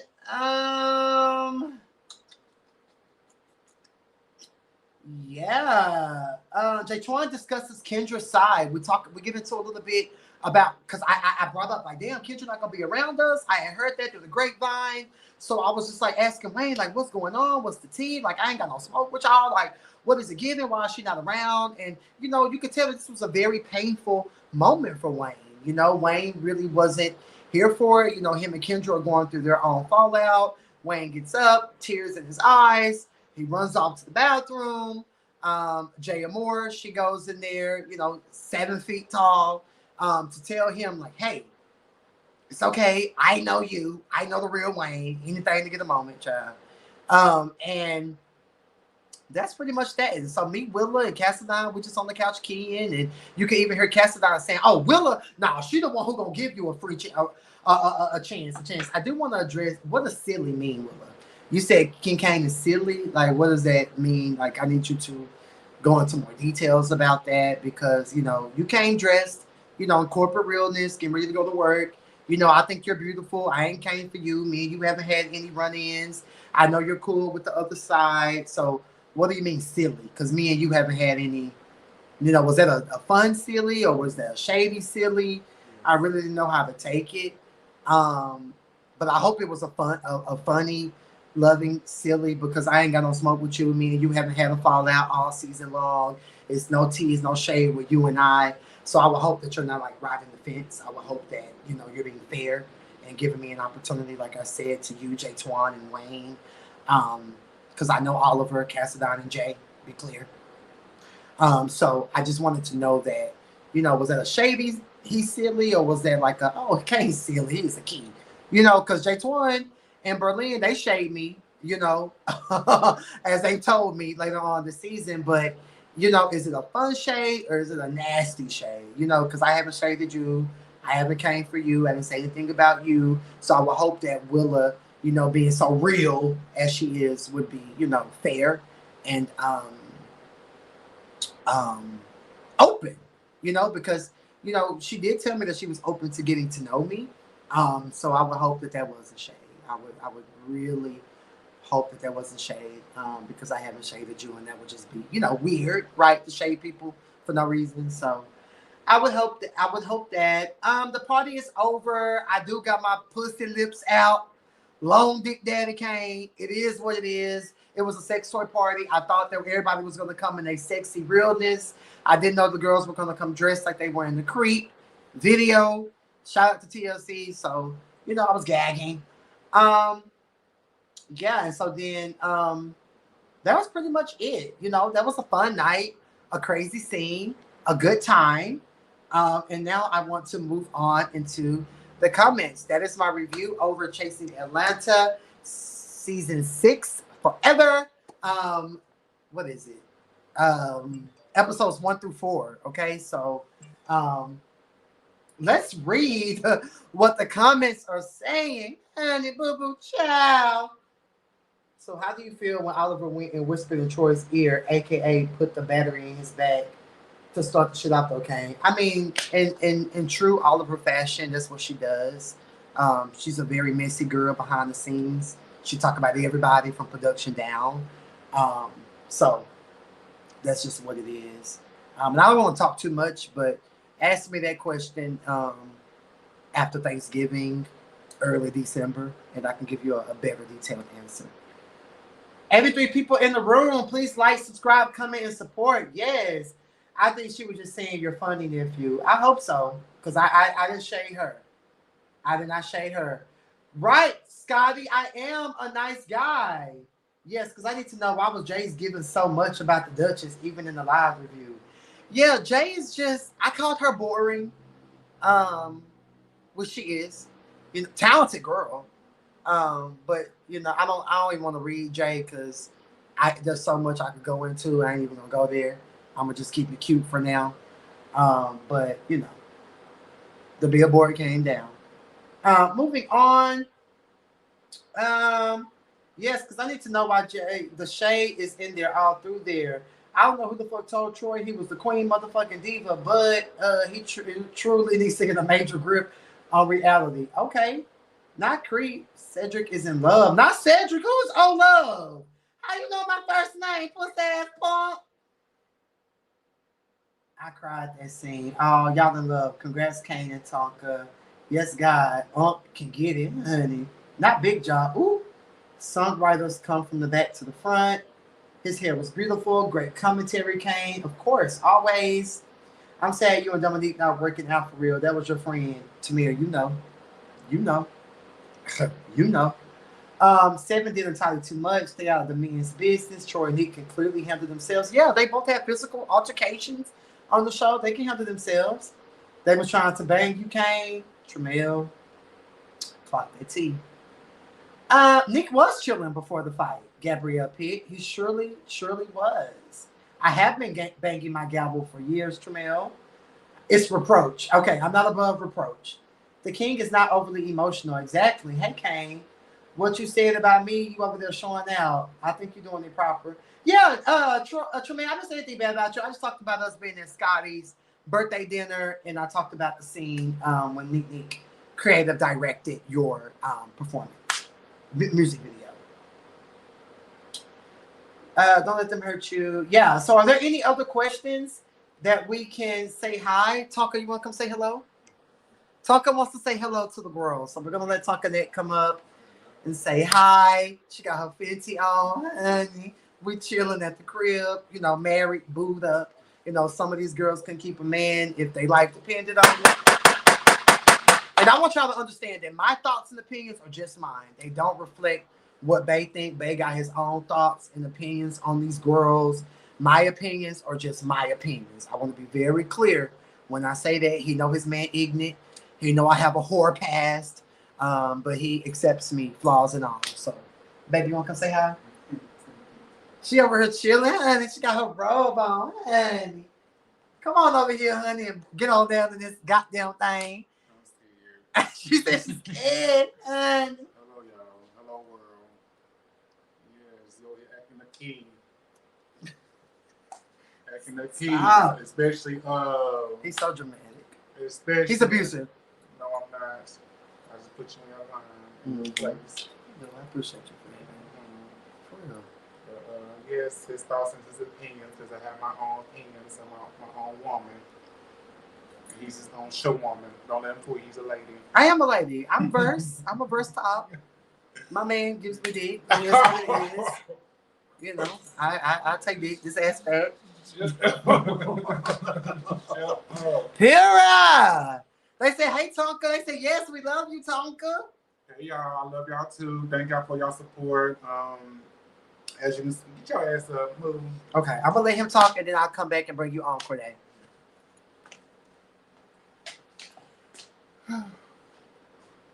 You got to go take a pee break. I know my man.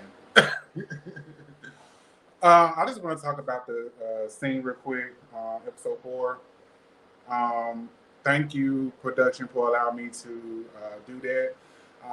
A lot of times when you are transitioning, to a new thing, because I did have gastric bypass surgery, and to be correct, I had a SATI switch bypass, so it's not the gastric bypass, but I just say gastric bypass because that's what everybody know. I had to do a lot of mental.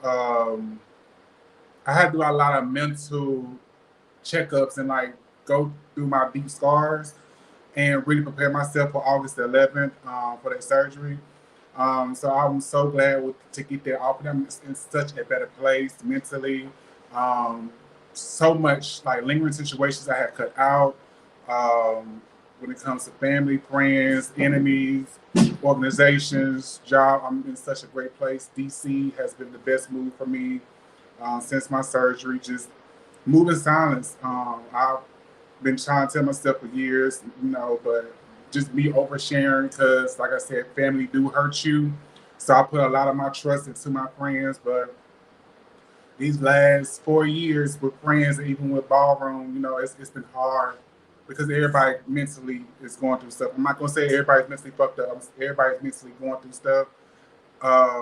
Hey y'all, hey, and we are adults. So as an adult, I'm not making excuses, you know, for my shit, your shit. If I gotta handle my business, I'm gonna handle my business the best way I know how, and I'm gonna do it. And if you rock with me, rock with me. If you don't, you don't. But like I said, I'm being there for support for anybody. So with that being said, enough about that. You can have this bullshit because I'm done with reality TV. What about chasing DC? He ain't done, y'all. He'll probably be back. So I'm gonna go ahead and bring Yummy on. Maybe a wedding special. Oh. Corday, you left yet again. Love y'all, Eden Jen. Thank you for sharing, Tonka. Oh, thank you. You know, the girls tried to come against our what Karen be saying? My marriage is an institution. So a lot of people tried to come for our institution. Later on this year, I don't want to give too much away. I don't, because I'm not that girl. But a lot of people tried to come for our institution. And, you know, like I said, a lot of these girls couldn't keep a nigga if they life depended on it. You know, so just sit back and watch. Remember this review. Remember the things that I said. Please, the girls are girling. Again, shout out to Reese G for even letting you guys see who a King Kane is. Shout out to Ontario, honey. Shout out to Jamar just for being nice during filming. You know, I thought Jamar was going to be a bitch. You know, but I didn't know her. But being around her, Jamar is really cool, chill, baby, y'all carrying, honey. Let me get the tea and go on by my day. So shout out to Jamar. Shout out to the entire cast. Again, I have no malice or ill intent, if you will, towards none of these girls. I just think that these girls need to stay out of my relationship and stay out of my business. Who ain't been single and been a whore? I'm sure we can ask Nick about that.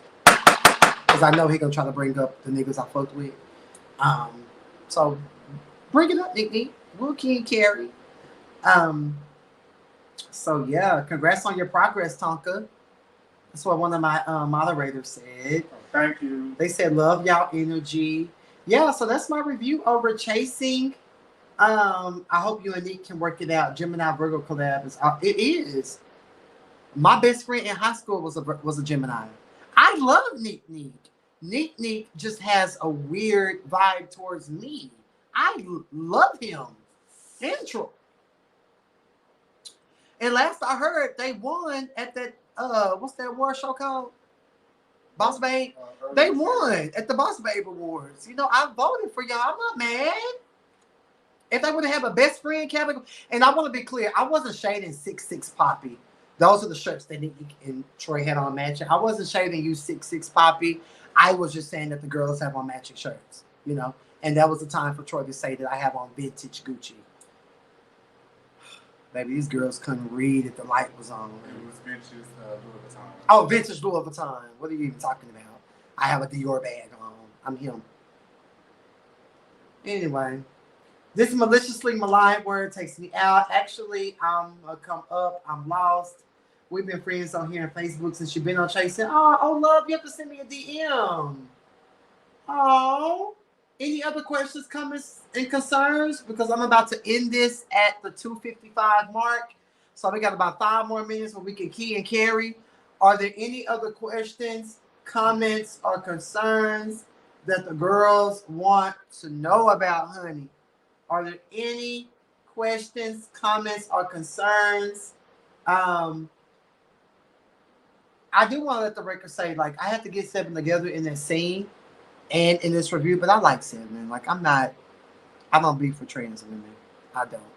Now, these bitches who don't know if they want to transition or not, those are the ones I can have rapport with and go back and forth, have banter with. How are you and Tonka liking DC? Great question, Tracy. It's very different. Where we live, it literally gives New York. You walk out of the building, it's busyness. I have a dispensary on the corner. I have a liquor store on the corner. My barber is like a 3-minute walk. Um, the grocery stores right up the street, right, base staring at me. The grocery stores are right up the street. It's been cool. We both have amazing jobs. Glory to God. Babe works for the government. I'm back in retail management where I belong. So, you know, we have an X amount figure household income, and God is good, and He's in the blessing business, and the pussy good. Oh my God. My nigga love me. My nigga cater to me, cook for me, bathe me, oil me down. My lunch is packed before I head out for the day. My tea, my brewing tea is ready for me for the day. Um, yeah, I'm happy and I'm content and I'm put up and I'm kept. And but that's vice versa. You know what I'm saying? Like I love my nigga and it is what it is. And we've been through a lot. Being around these girls, but you know, we're here now. And it's my fault because I'm a bold bitch, and once I find somebody I like, I put it on Front Street. There you go. He put it out on Front Street. I didn't want it out on Front Street back in Atlanta, but I had to because I know a lot, I need to get my answers that I need to so I can prepare myself if I really want to go down this road, and I'm glad I did. Somebody said, "Friend, why he jack you up at the pool party?" He jacked me up because I was carrying and I was kicking. And he just wanted to remind me, you know, sometimes you gotta slap your bitch. You gotta grab your bitch by the neck, calm the fuck down, pussy ass punk, you know. And that's how I took it. And he just had to remind me that, girl, you giving all these girls this energy, and calm down. What was a comment? Oh, I did make a comment that pissed him off, but y'all will see that on the show. So I don't want to go there, but I did say something that triggered that for him. Yeah. Everybody loves good coochie. Pura. I'm so happy for y'all. This is making my heart smile. Love y'all as a couple. Lunch piped. I love y'all. Oh yeah, my lunch be piped, bitch. What? I'm a 9 to 5 type of girl. So yeah. Yes to the PUT up, put up. Yeah. I'm content, honey. I don't. Babe, do I worry? No, you worry me. No, I worry him because y'all know I'm ignorant and crazy, but that's my baby and we're happy. And actually, Tonka moved here, what, late September, early October? It was September 25th when I got on the road. That was that Wednesday, and I got here on the 26th. Yeah. Yeah, so baby been here for a minute. I just got here, what, Tuesday? No, Monday. Monday evening, so I'm not really a week in, but I like it. The vibes are vibing. I went to Georgetown. I saw where Juan was cheating on robbing it. We went to the VODC. Maryland is really like 2 minutes up the road. The DMV is really small and tiny and boom, boom, boom, boom, boom. So it gives what it needs to give.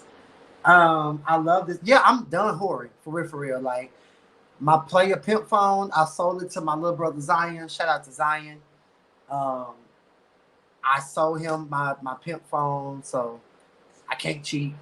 I'm not even looking to cheat. You know what I'm saying? Like I ain't. You have your whole dick and neck cut off. I have everything. Y'all heard that? I have everything I need and I want. And for the first time, I'm like, it's new for me, right? Because y'all always know me to be beat them hoes up and dip on by my business, right? But to have, I'm sorry, to have, I'm sorry, babe, to have a partner, it means the world difference to me. So y'all focus on y'all relationships, y'all husbands, y'all wives, everything y'all have going on. I thank y'all so much for tuning in, catching the tea. This was because everybody else done went live and gave their review and did this and did that. I'm a chill girl. I'm busy. I was working on moving. I was working on securing my home. I was working on a lot of shit. So I didn't really have a lot of time to come weekly to give a review. So y'all might not see me. We're going to episode 5. Y'all might not see me to episode 5, 6, 7, 8. Y'all might have seen me till a review episode 8, but just know that I love you guys. I love you guys so much, and just thanks for supporting me. Again, the Cash App. I'm new to DC. I need some gas money. $ the King Can't Wait TV. That is the Cash App. The girls are girling. Shout out to Reese G. Shout out to Ondario. Shout out to Jay. I'm sorry, not Jay. Jamar84. Shout out to the GWARLS. Thank y'all for the love. I am very dramatic, Jamar. You know that.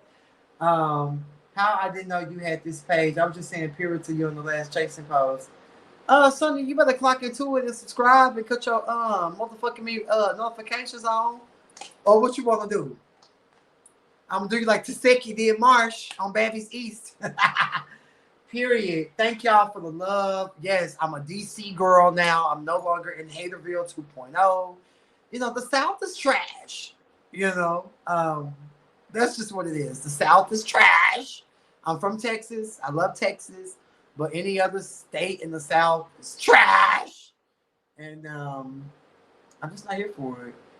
Congrats, Tonka and Kane. Yes, come through household income because DC is hella expensive. Ooh, baby. Bitch, I went from paying $2.88 in Riverdale, Georgia. What gas is out here, boo? $3.50? Oh, well, it depends where you go because I paid $3.37 yesterday. Weed is legal, so do your big one. But y'all make sure y'all, they being messy. They say, grab that bitch, Tonka. Yeah, he hit me up, but don't get it twisted. I'm still Big Daddy Kane now. But I'll talk about that when that review come up. But don't get the game twisted. I'm still slanging dick around this part, so I'm still wearing the pants. All right? But I love you guys so much. Thank you guys, even the haters that tuned in. I know it was a multitude of you guys that tuned in. Thank you guys for tuning in. God bless everybody. I hope that everybody could find love and find a genuine relationship and don't have to get fucked anonymously on Jacked, face down, ass up. No we'll get into that tea later. But I just want all the girls to find true love and move forward. And my baby, he done lost. Babe, you down what, 175? I lost over 140. He's lost over 140 pounds. So we good. We good over here. You know, so God bless everybody in their relationships and their everything they have going on, their business ventures. I thank you guys for being here. Support the channel, like this video, share this video, leave a comment. Please subscribe to the King Can't Wait TV. I love you guys so much. I'm just so grateful that I think the maximum amount of people that was watching was at 98. I'm so grateful for that. This is my first time back live in a long time with the waves. You feel me, shouting? So God bless everybody. Enjoy the rest of their Sunday. They said, congratulations, Tonka, on your weight loss. Thank you. Yes, yes, yes. Ice cream so good. Yes, yes, yes. So I'm about to get off here. Again, y'all be blessed. And one thing I want to leave y'all with is always be yourself. Whether people accept it, whether they throw shade on it, whether they, I don't know, can't keep a man or not. Always be yourself and speak on how you feel. And just be authentic. You know, there's a lot of fakeness going on amongst, like what Evelyn say, all the fakeness amongst the table. There's a lot of fakeness going on nowadays. And I just want everybody to be real. Fuck with who you fuck with. Say what you want to say about people. And just be real. So we're out. Support the Cash App. $ the King Can't Wait TV. Y'all follow my baby. Baby, what's your Instagram name? Tonka Garcon. TONKAGARCON, one word. Please follow my business page, King Kane LLC, at King Kane LLC on Instagram, and follow my personal Instagram page, I am King Kane.